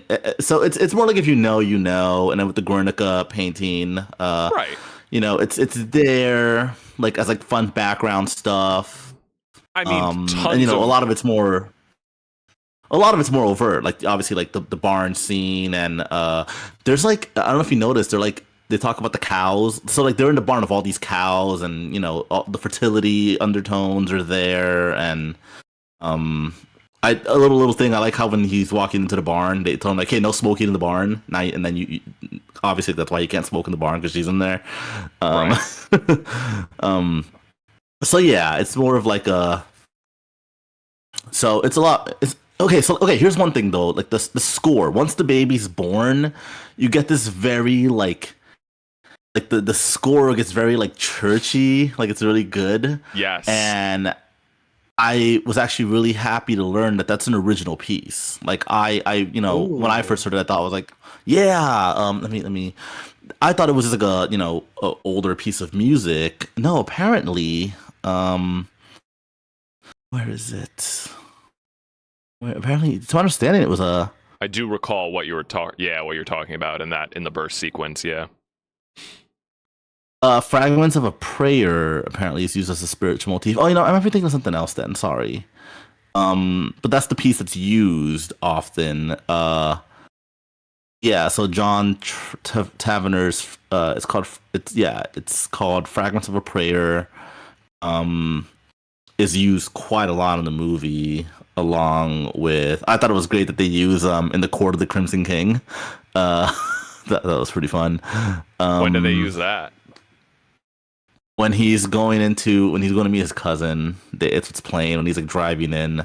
Oh. Yeah, it's playing it's playing the Court of the Crimson King, which that was pretty fun. He's Deep Purple quite a bit. Oh no, that one easy. Anyway, but like so. I really enjoyed how like I mean so there's parts where like that fragments of a prayer like it's like very like thematic like hey this baby was just born and here's this like very religious sounding piece of music to add to that and I noticed too like when Theo first sees the baby he says Jesus Christ like you know or he sees first she's pregnant and then when Sid sees the baby he goes Jesus Christ like it's you know it's right there like it's sometimes it's in your face and I don't even have an issue when there's you know meant to be stand-ins for religious themes or religious I mean God how many movies have done that where like oh is so and so meant to be a Christ-like figure like I mean that's as old as time that's been in movies no, I have no issues with that. I think that's very interesting, especially in this case. But no, we were just complaining, Gene, about Mother is literally like the entire movie makes no sense unless like you're like a Bible scholar. Other Pam Ferris fun fact. Another role that you would recognize her in is she's Agatha Trenchbull in Matilda. Yeah. Never Read about seen it. that. You've never seen Matilda? No. You've never seen Matilda? That's really interesting. What No. the fuck? Did you have is a wrong with childhood, you? Dan? Okay. Did you have a childhood? Yeah, I had a You little. never saw this woman put small children in the chokey, and then like if they misbehave, she fucking chucks them over the garden wall. Guys, I Makes had the kid eat like the whole chocolate cake in front of the whole fucking She school. does. It rules. yeah. I had a little something called Attack of the Clones. Okay, that's what I grew up on. No, but I haven't. I'm just reading about other composers used. They used a piece by Gustav Mahler. And I wonder. So reading about Mahler, his music was banned during Nazi Germany and like when as they conquered Europe for a while, and reading about just the issues that Mahler himself faced because he was Jewish. So Mahler lived from 1860 to 1911, so he wasn't alive for World War II, but he faced a lot of anti-Semitism from the press too, and just so just really interesting choosing that composer for this movie as well. That was a interesting like little tie-in. I don't know if you guys, but I don't think there was much score at all, especially during the action sequences, correct? There was very little music in this movie. Well, apparently during the the whole battle at the end, they're using Penderecki's "Eternity to the Victims of Hiroshima" to complement the score. The chaos. Well, I guess the Chaos of Refugee Camp. So pretty fitting piece. As it may. Well, but one thing I did notice, and I'm reading about how I guess this was by design, was just like the firing of weapons and loudspeakers and dogs, like just a bunch of sound in the background at all times, kind of adding this sonic chaos. I read about just like how that was by design, like that was a very intentional thing they wanted to do. Right. And especially during like that battle, and he's kind of moving along the battle as like a very documentary like. I guess it's also like by design. You're just hearing all this gunfire in the background the entire time, and it's especially it's like chaos, it's madness. It's I think it's really done really effectively. Yeah. No, it's something. Something I just I'm just always in awe of. When he goes out, when that guy initially that they take that's trying to shoot them, the guy that has the gun in the third act, and they're going with Sid, like the yes. one guard that gets the one that's Jasper's friend. Yeah, Sid. Yes, Sid. When they escape from Sid and they go outside and he hits him over the head with a rock or something, and they go out into the road, and then there's that protest happening and all of them, and they just kind of escape. That is They're such saying Allahu Akbar the entire time. Yes, that was that's interesting. that's such like a Alfonso Cuarón thing. Like it reminded me in Roma, his use of extras that are just in the background. I was in awe of that sequence again, just all of these sequences. The third act, the entire third act was just every fucking thing was just this. He doesn't need to Mama take. Tambien. Yeah. Just this. Yeah, he doesn't need to Mama Tambien. Yeah. Yeah. No. Go. Sorry. No. Just an incredibly long take of all of these actors and these extras walking through the streets with the guns and all of the costume designs and just everything in the background. I'm oh my, it was blowing my mind, the level of coordination that it had to have taken. Oh yeah, dude. For a scene like this. It was reminiscent of I don't know if you remember, Gene, in Roma there was that amazing sequence where there's a riot happening, and it's the girl. I've been years since I've seen Roma, but she's in a building, and you see from the outside windows in the background a crowd of people marching down the street, and it's a real riot that happened in history or something like that. I don't know. But it's happening in the background, and it's all real extras. And I was you could tell, and I was thinking, holy fuck, this guy is going big scale. Yeah. Well, that's a staple of what he does. Yeah. Yeah. To me, like what you were saying, that's so much more impressive, not to sound like the Yeah. snooty, but like that's so much more impressive than any No, like it's cool. CGI space battle I've ever seen. Like I'm so like in awe of the coordination on display here, and I was just it's so much of that stuff and sense of location and environment, all of that stuff is like so much of what I love in movies, and I could give a shit of what this movie was even about. Like this movie could be about like someone rescuing a pig, and I would still be like, this is the greatest, like one of the greatest things I've ever seen. There's one point when they're shooting at him, and he's running through the streets or whatever, and he goes into a bus that's like where a bunch of people are living in, and I was like, oh my god, like how much did he have to, like they had to like build that whole like, or just that whole environment, they had to set that all up with like people living in it. It felt so lived in and so real, and I was like, fuck man, like that's just like he's just showing off. Like that's just showing off. Like, yeah, look at me. Like, look at this. Oh, you think that these streets were good enough? Like these ruined streets? Check out this little bus we made. Fuck, man, that was so good. I was just, fuck. I could watch those scenes so many times. He does that really well, just showing how, like, especially in Roma, you're talking about, like he makes the world feel lived in, and he demonstrates how, like you know, in these when you're in these scenarios.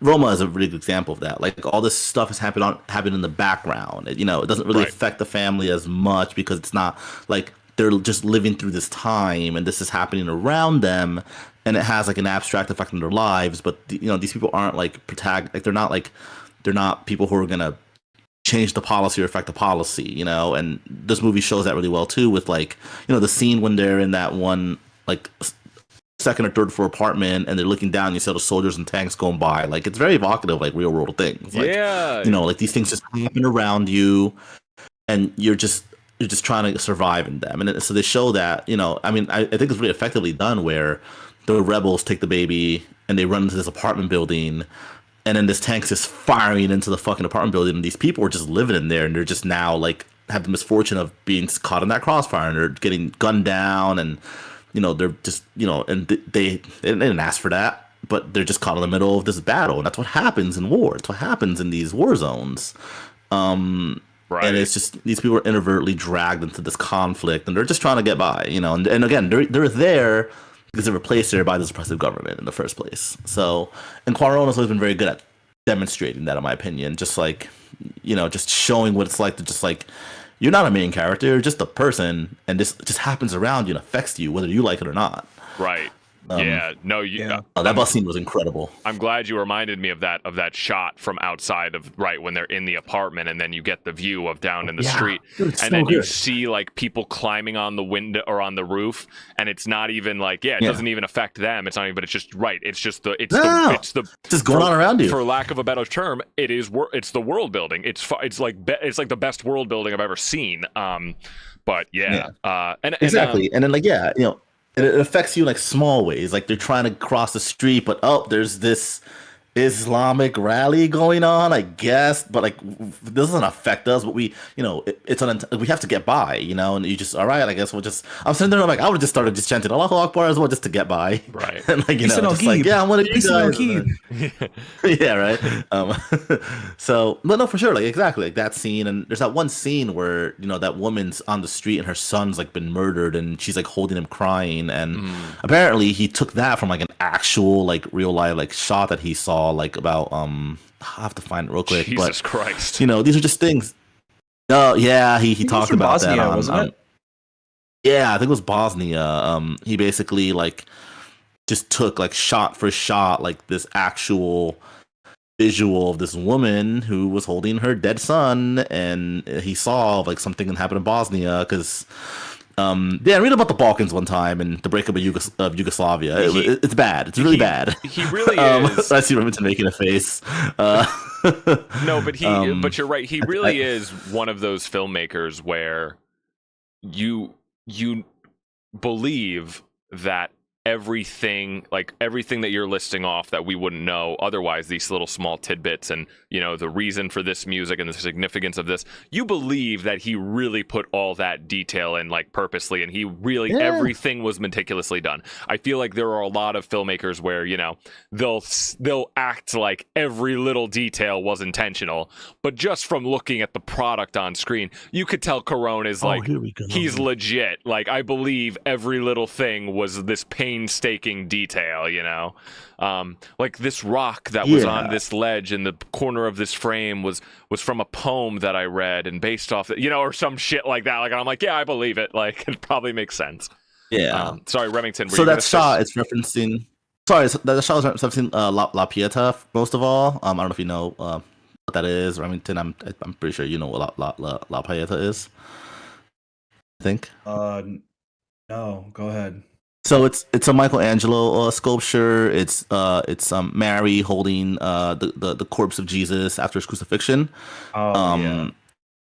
So it's so like I guess like they're referencing that, and then like in real life, like Cuarón literally saw this image of a woman holding her dead son in Bosnia, and he explains how he's like, that is an inadvertent reference to this very famous sculpture by Michelangelo about literally a mother holding her son who happens to be Jesus Christ. So it's it's there's layers to it. Right. Wow. Yeah. Yeah, no. I'm glad you reminded me of that scene in the apartment too. We talked a little bit about the birth scene already. Really gross when he like wakes up and he's like laying on the mattress where all the blood was. I was like, oh god. Yeah. Sometimes you gotta sleep. I relate to that. Yeah. Poor Remington's dying over here. I know. Sorry, we can wrap it up soon. You look like you're very tired. That's good. Yeah, sorry. I'm gushing. I'm gushing so hard over this movie. No, it's a great movie. This is a solid pick. What was the there was also a really nice moment in that scene with the apartment where the guy gives him the shoes, where he just places them on the table, and I forget the exact exchange, but he knows like, he says something to him like, he says like, do you think the human society is really out there? Something to that effect. Human Project. Or the Human Project. And he's like and he's just like, they better fucking be. He's just like basically like, they better be, because he doesn't really say anything. He doesn't say anything, and he just leaves the shoes for him on the table, and that was such a beautiful like. I loved that moment because that shows in that last act, it shows that like there are still good people in the world, and these little nice glimpses of humanity. Yeah, nice glimpses of humanity. That woman with the dog, that like. Romani woman, she's just helping them, just to help them. Like, it's the Fujis that are helping them. Oh God, so beautiful. But it's very subtle though. It's not very But well, I love the scene where when they're running from Sid and that like door like won't open all the way, and they hand the baby to the Romani woman, and for a second. Even Key thinks that she's going to run away with her baby. And then she's like, no, she's just readjusting herself to help them.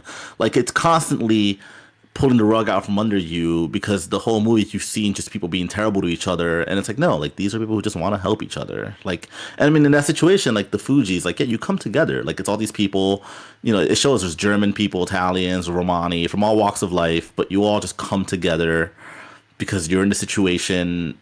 From the real enemy here, as always, is the English. All right, let's. I'm glad that point is driven home.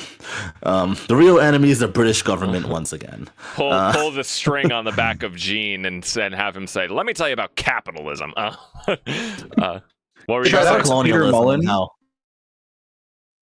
What was that? Shout out to Peter Mullen, who played Sid. Great character actor. He was good. Oh, what else is he in? I enjoyed his brief. Did you see Ozark? Yes. Who's he? No, Miriam did. Is he the bad guy? The cop? Yeah. He's the bad guy. He's the bad guy in Ozark. He's the or the investigator. No. He's the the older couple who are like kill people, and they like have that big operation like out in the backwoods. Like, that's him. Oh, okay. God, man, talk about a shitty ending to a show. But Okay, no, I mean, his he had, like, a extensive spark to him. filmography.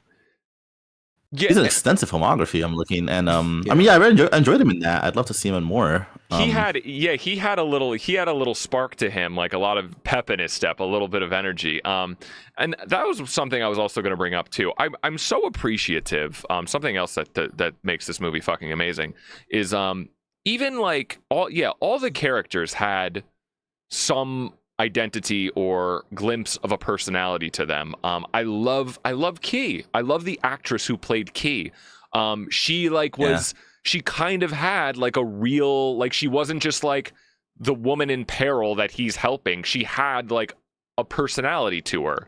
You know, she was unique. I love the little ongoing bit where she kept wanting to name the baby different things. You know, it was very serious that, you know, she was having this baby, but at the same time, she had this like almost kind of like whimsical nature to her where she was just a little flippant and kind of like, yeah, I don't even know what it means to have a baby. Like, she's kind of not even really. So, yeah, no like, one does. When she's no when one did at she's that point. when she's joking about that there was no father, like, she had like life to her. You know, she wasn't just the poor woman, help me. So I really. Oh, and she's young too. Like, she's young, so she's like a kid in a she's lot like of ways. 16, Like, she's isn't like she? she's like a teenager. Yeah. Yeah, I know for sure. So, and like, you said, like, Dan, it adds a lot to her character, like a pep in her step, and I love how I really did love how she makes it very clear, like, I don't want to go to the government, I don't want to do this, and I love how Theo is like, okay, like, he's not fighting it, he's not even trying to say like, well, maybe the government would, like, because he's like, no, like, they're bad, and I just like how his whole thing is like, I will respect your wishes. All right.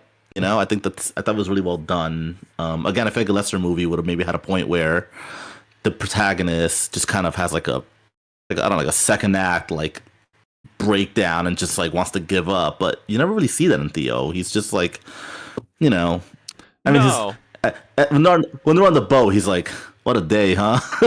Like, I love how it's just like how he just like, that's just his thing, like, oh, like, what a day, like. But he just kept doing it. I mean, he's like barefoot for a good chunk of the movie. Like, as you said, he gets the shoes later on. But like, I totally forgot that too. He like steps on glass. I'm like, oh right, he had like these fucking sandals that don't even fit him for a good chunk of the movie, and then he's just barefoot. Yeah, Die Hard style.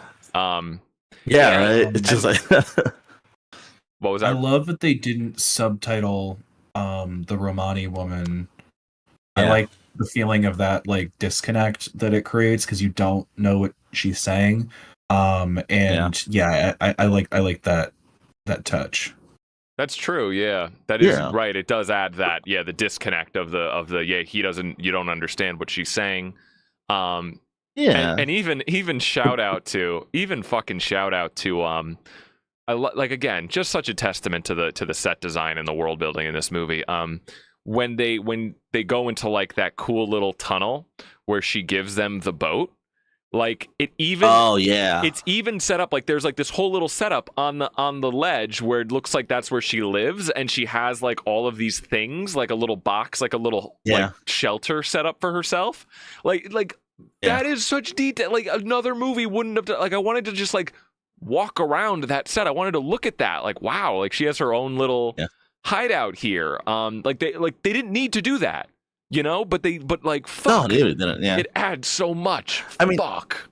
Even the brief scene of where when Miriam gets taken off the bus and it's like an execution camp, like there's so much going on in that background, and like everything's just so dense. The quick scene of them getting on the bus, like it's just like a processing like station. Like it's just right. Like, it's a really fully realized lived-in world, and keeping it all in these long takes, adds to that like real time. You're in the chaos. It's the one take really. Like I've said before, one take stuff can kind of like get a lot of shit. Is like, oh, it's performative to do everything in one take, but I do believe it does really immerse you. When you're in that real time and it contributes to the chaos and really feeling like what is it like in this person's shoes and what they're experiencing, and you're in it with them. So yeah, I just, again, the long takes, and just like the camera panning, out the bus window in the background and like pulling up to this camp. Yeah, it was like so tense and terrifying. Yeah. But no, Yeah. they had a great scene, and then yeah, there was the great scene with the what's the midwife's name again? Miriam. Miriam. She Yeah. she has that really good scene of them when they're at I think it was a school, and she's out on the swing set.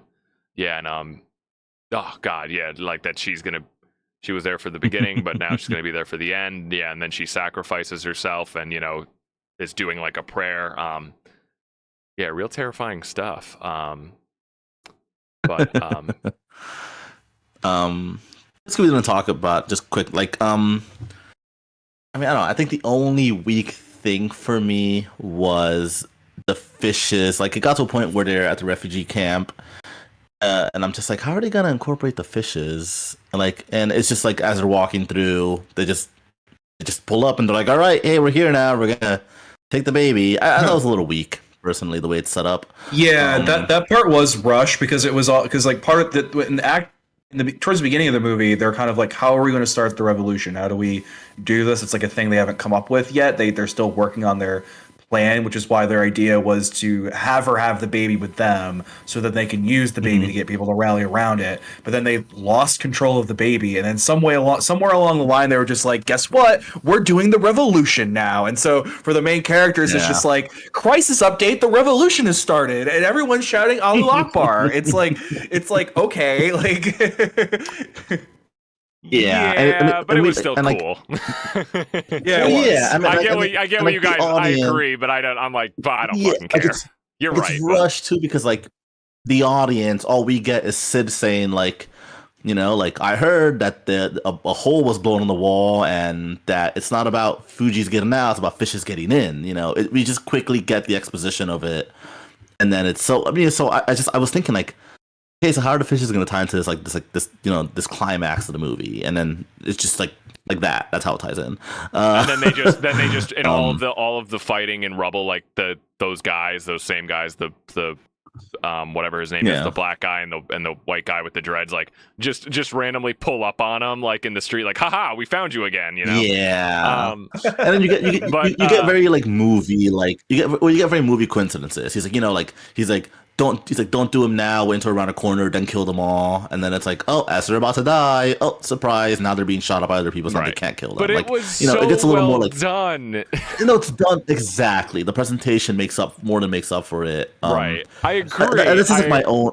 I agree. I get what you mean, but I was like, it's all in such these long. It's so good. I don't like. Yeah, I understand. That whole ending was incredible, but Theo gets like main character plot armor for that whole last ending of it, where he's just making his way through this war zone, and I'm like, all right. Well, I mean, he got shot, but like I was gonna say, they did at the end when what is the character's name? The black guy. I'm sorry. I forget his name. One second. I don't. Yeah. Chiwetel's character. Luke.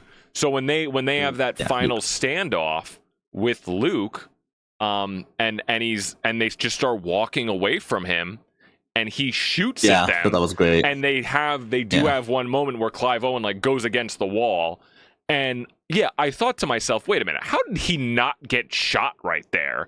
I did think about that. I thought, okay, wait a minute, like he was point blank pointing right at them, and he just kind of let them get away. Or he just missed them. I did like how, But right, it's revealed. Well, I do like that... how was it? Yeah.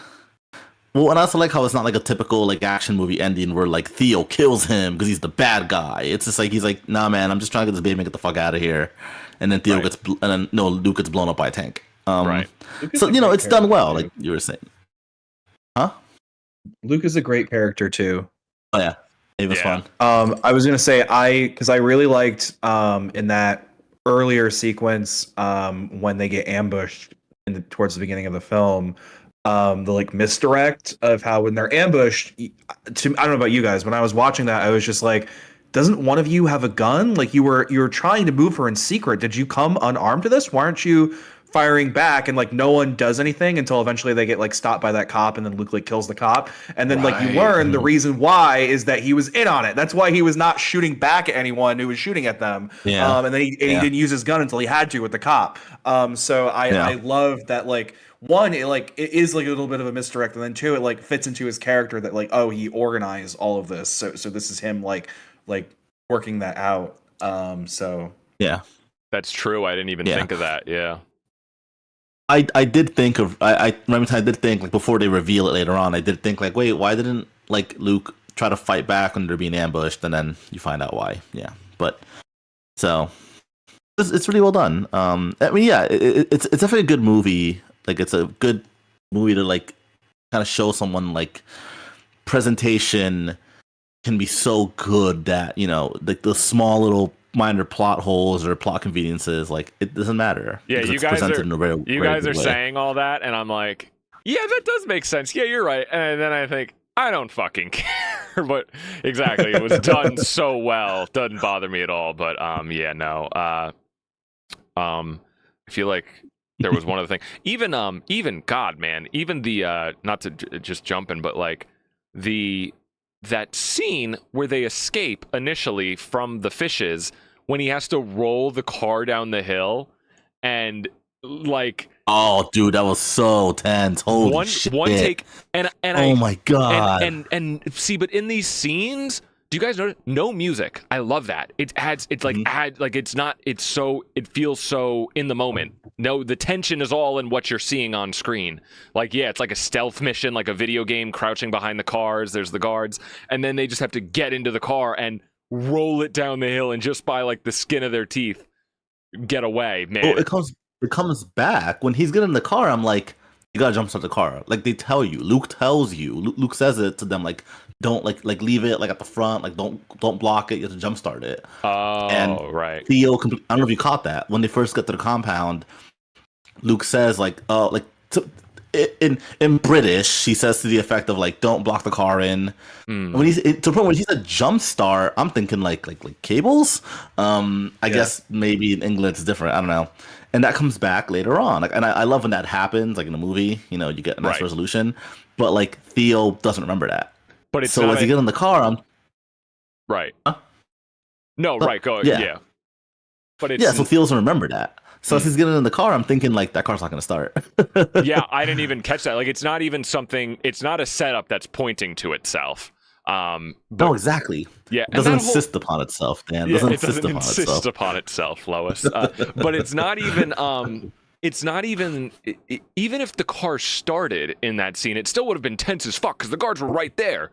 Yeah. But the fact that they have to roll, I was like, this is so fucking genius. Oh man. Dude, it's so fucking. It was so tense. I was like, oh my god. I'm sitting there like, oh my god, and like to the point where like you know they're gonna get away, but you're like, are they? Like, are they? And Like, then that's how you know it's well done. Right, and then the dogs are like running out. It's just this weird. It's like awkward. It's awkward, Well, like because tension. because they like him. Because they like him, and Right. it's like a small little detail. They do mention Like, that, yeah. Yeah, that's why they run up to him when he's like over, like when he's like eavesdropping on the conversation outside the window. The guy says like, "Oh, they like you, and they don't like anybody." Like, I do it's just, remember like, it's just so it's like a tight script. It's really well done. Yeah. Which also feeds into the fact that that guy who was keeping the dogs is like, he's not as anti Clive Owen's character as the rest of them. Remember, he's kind of like, oh yeah, you know, I'm not with you, but like, I'm not gonna stop you. Like, yeah, you're cool, I guess. We see eye to eye, or they have like that moment towards the end. Right. Oh man. I forgot about that car scene. It was so tense. Yeah, it's like every other. I was like, holy! I was like, they were doing, and yeah, and then when they got to that third act, I was like, I'm not ready for it. Oh, that car scene when they were like going out, I was like, go, like You're like, fuck. See, if there was like some annoying like action score under that, like dun dun dun, dun like 10 yeah. sneezes, that would suck. I don't. dun dun dun, Yeah, dun, dun, dun. just like recut that scene with Mission Impossible music under it. That's not what this. It's too good. It doesn't need it. It's too good. It doesn't need that elevation from music. It doesn't need that manipulation because it's all like, again, the one take, the one camera, like just on this. It earns it, and it just makes it so much more powerful when it doesn't need to rely on music. Yeah. Oh, for sure. Sure. I forgot about that scene. That was really good. Yeah, and then oh fuck, man, what a movie! I read there was also an IMDb trivia thing because I was like trying to research like how some of these scenes were shot.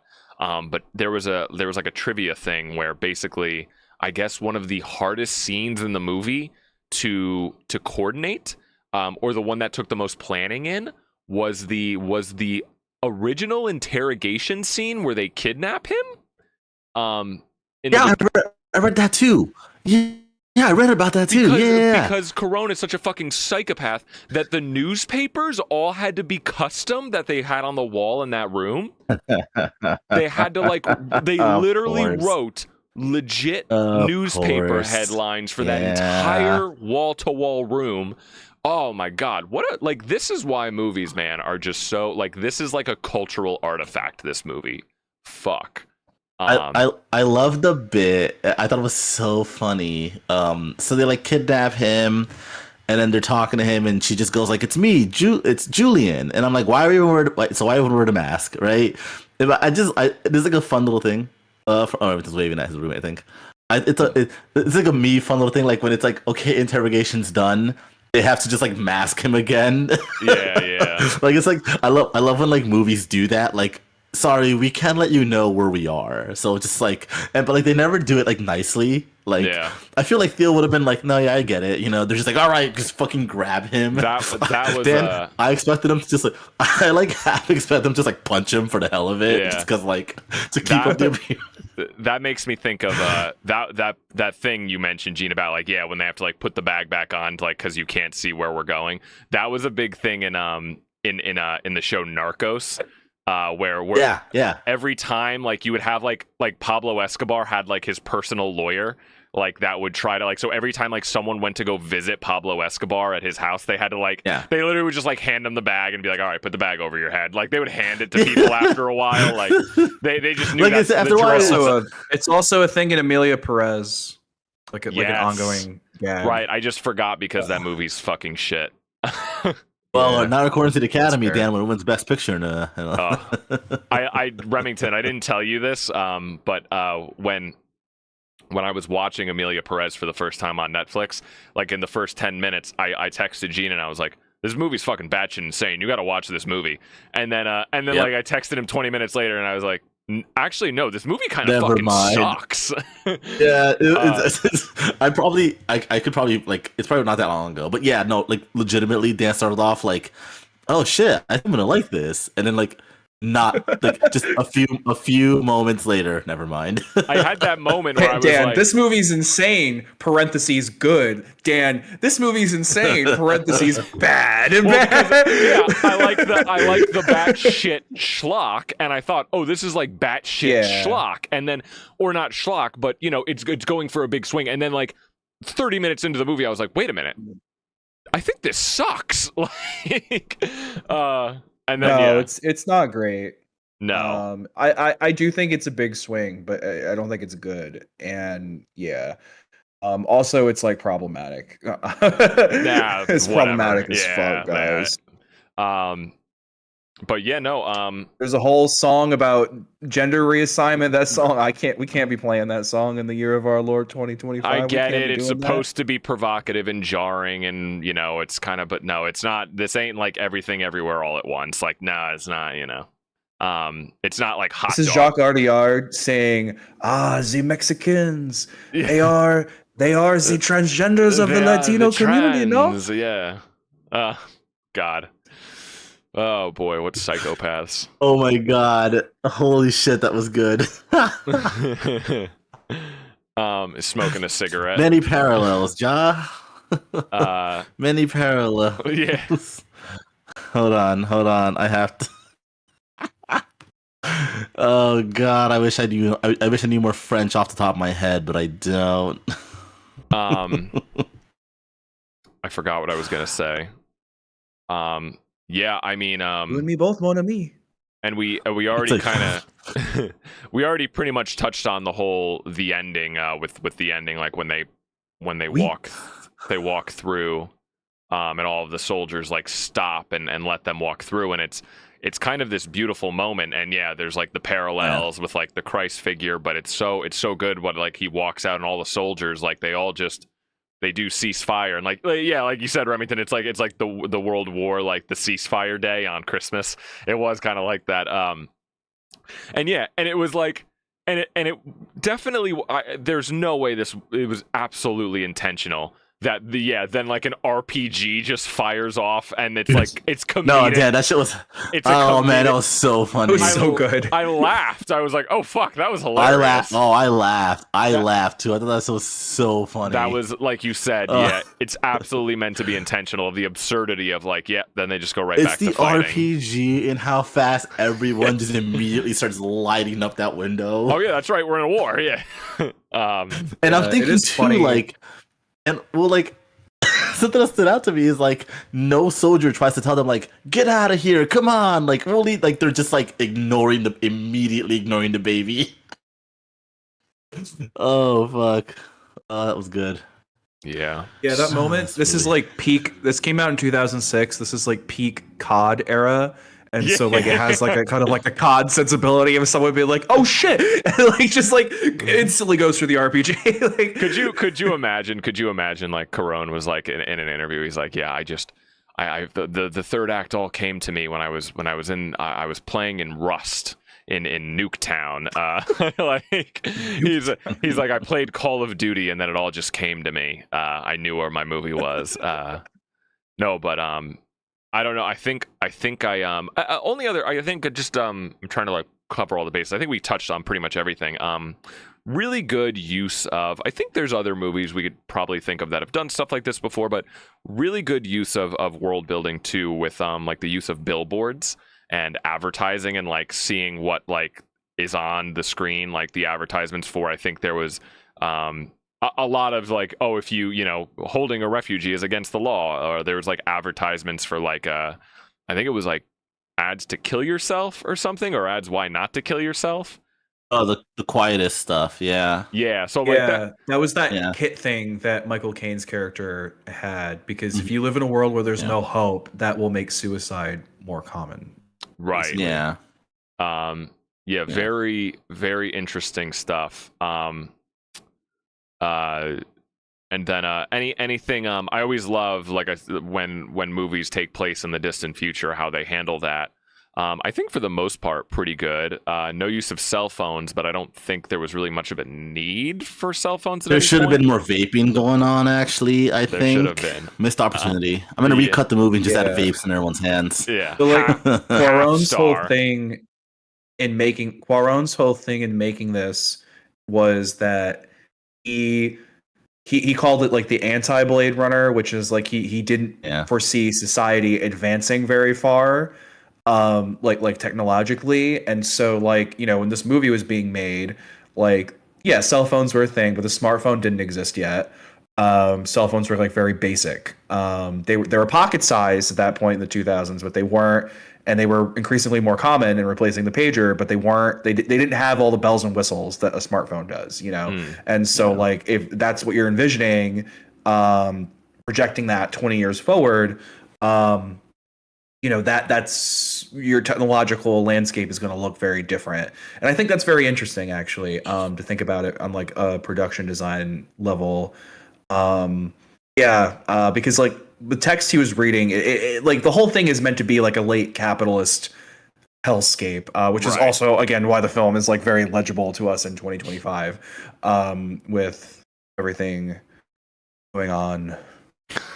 You said that so defeatingly.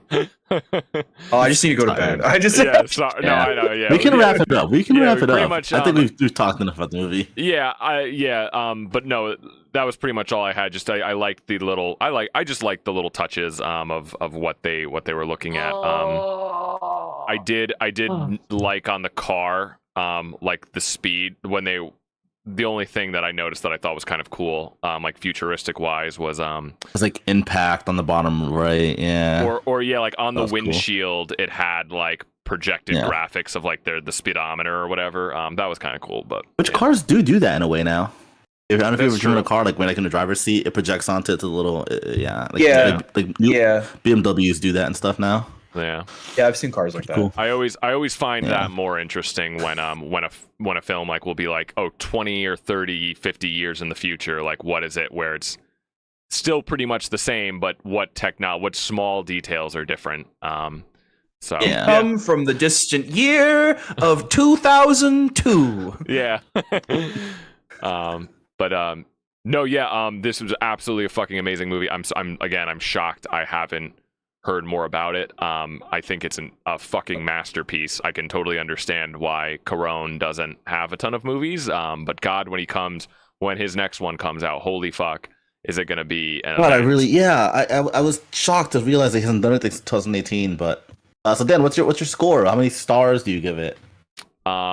11, Is this a 11 out of fiver? 10. Oh, this is an Ooh. easy 5 out of 5. Ooh, Easy 5 out of 5. okay. I genuinely, I think this is like a masterpiece. No, yeah, Gene, Yeah. this was a great pick. Absolutely fucking fantastic movie. Loved it. What about Amazing. you, Remy? 4.5 out of 5, sir. Yeah. Same for me. I don't know. I don't quite understand what does it push it over the edge for me, but I mean, I still loved it a lot.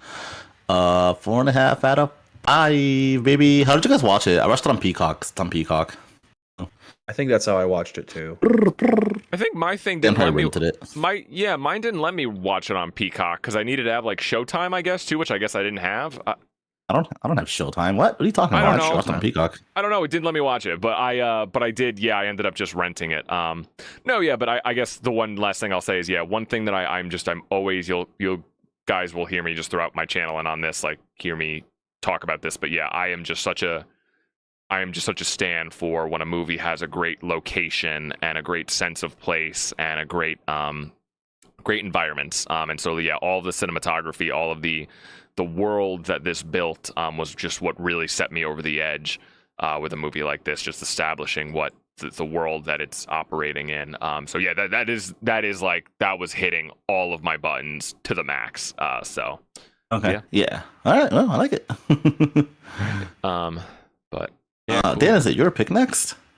And what's your pick? It is my Dan, pick. what's your So pick? okay, all right, pitch. So well, it's not. I don't. So Pitch me, Dan. So I was thinking I had my next pick locked and loaded for a while. But I did Okay. decide to change it after watching this movie because I think it is a little too close to like it was another kind of dystopian type movie. So I wanted to change it up a bit. And I decided to go with something else. I wanted to add some variety.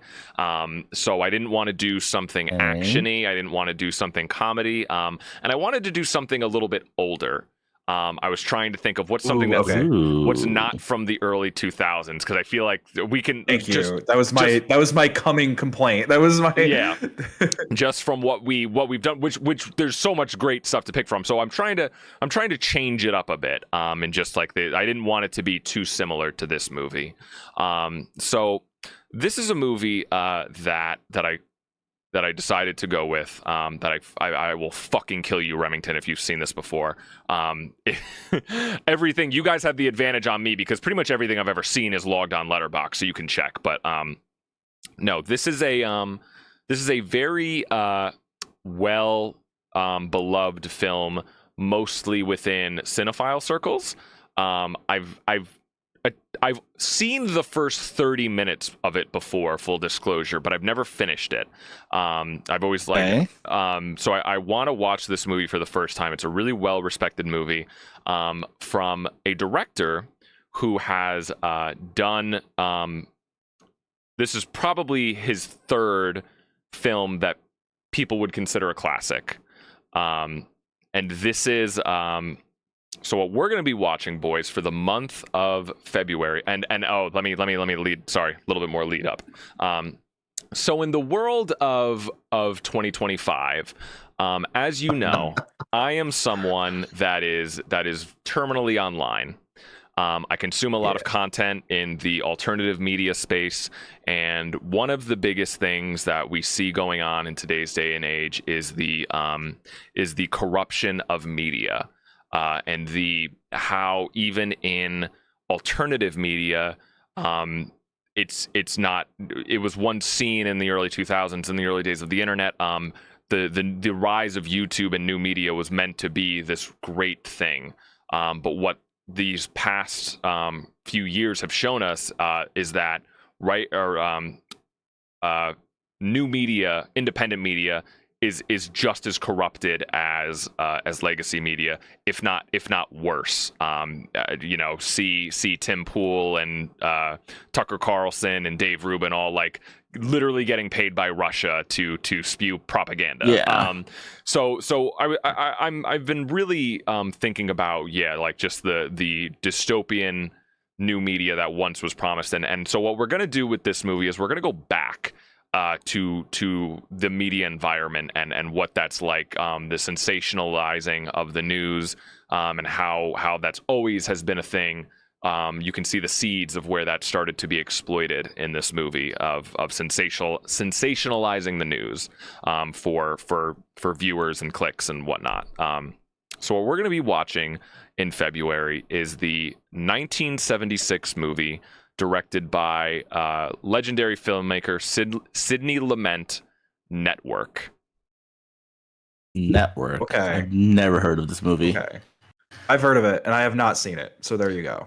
Perfect. So Sidney I've Lumet. never heard of this But movie. I do like Sidney Lumet. Lumet, sorry. He did 12 Angry Men. The which is an director of amazing 12 movie. He also 12 Angry directed Men. The Wiz. Yes, and Dog Day Afternoon, which I have not seen, which is on my list. So yeah, Network, movie about exploring the media and news, and a lot of cinephile circles, people fucking love it. So I think we're gonna have a lot of. Oh, it's been on the list for a while. Yeah, I think we're gonna have It's a a good lot of pick. conversations about media news, and it's a straight drama. I didn't want to do something actiony this time. I was trying to avoid something actiony. I wanted, like Remington said, I want a straight drama. So this was, I was like, you know what? This fits the bill. I think this will be a good one. So Faye Okay. Dunaway. Yeah. Yeah. Probably gonna have to rent this one then, right? I don't know if it's available anywhere. Let me see. Ooh, is That's it on fine. Criterion? Probably. Network. No, you got to rent it. Sorry. That's fine. Yeah. But no, so many people, cinephiles that I see, like everyone on my letterbox, like 5-star for this movie. But it's just and again, and I don't want to, and I want to reinforce, because Gene picked such a fucking banger. We don't have to try to go for the best movie every time. We can pick just random, Yes, we do.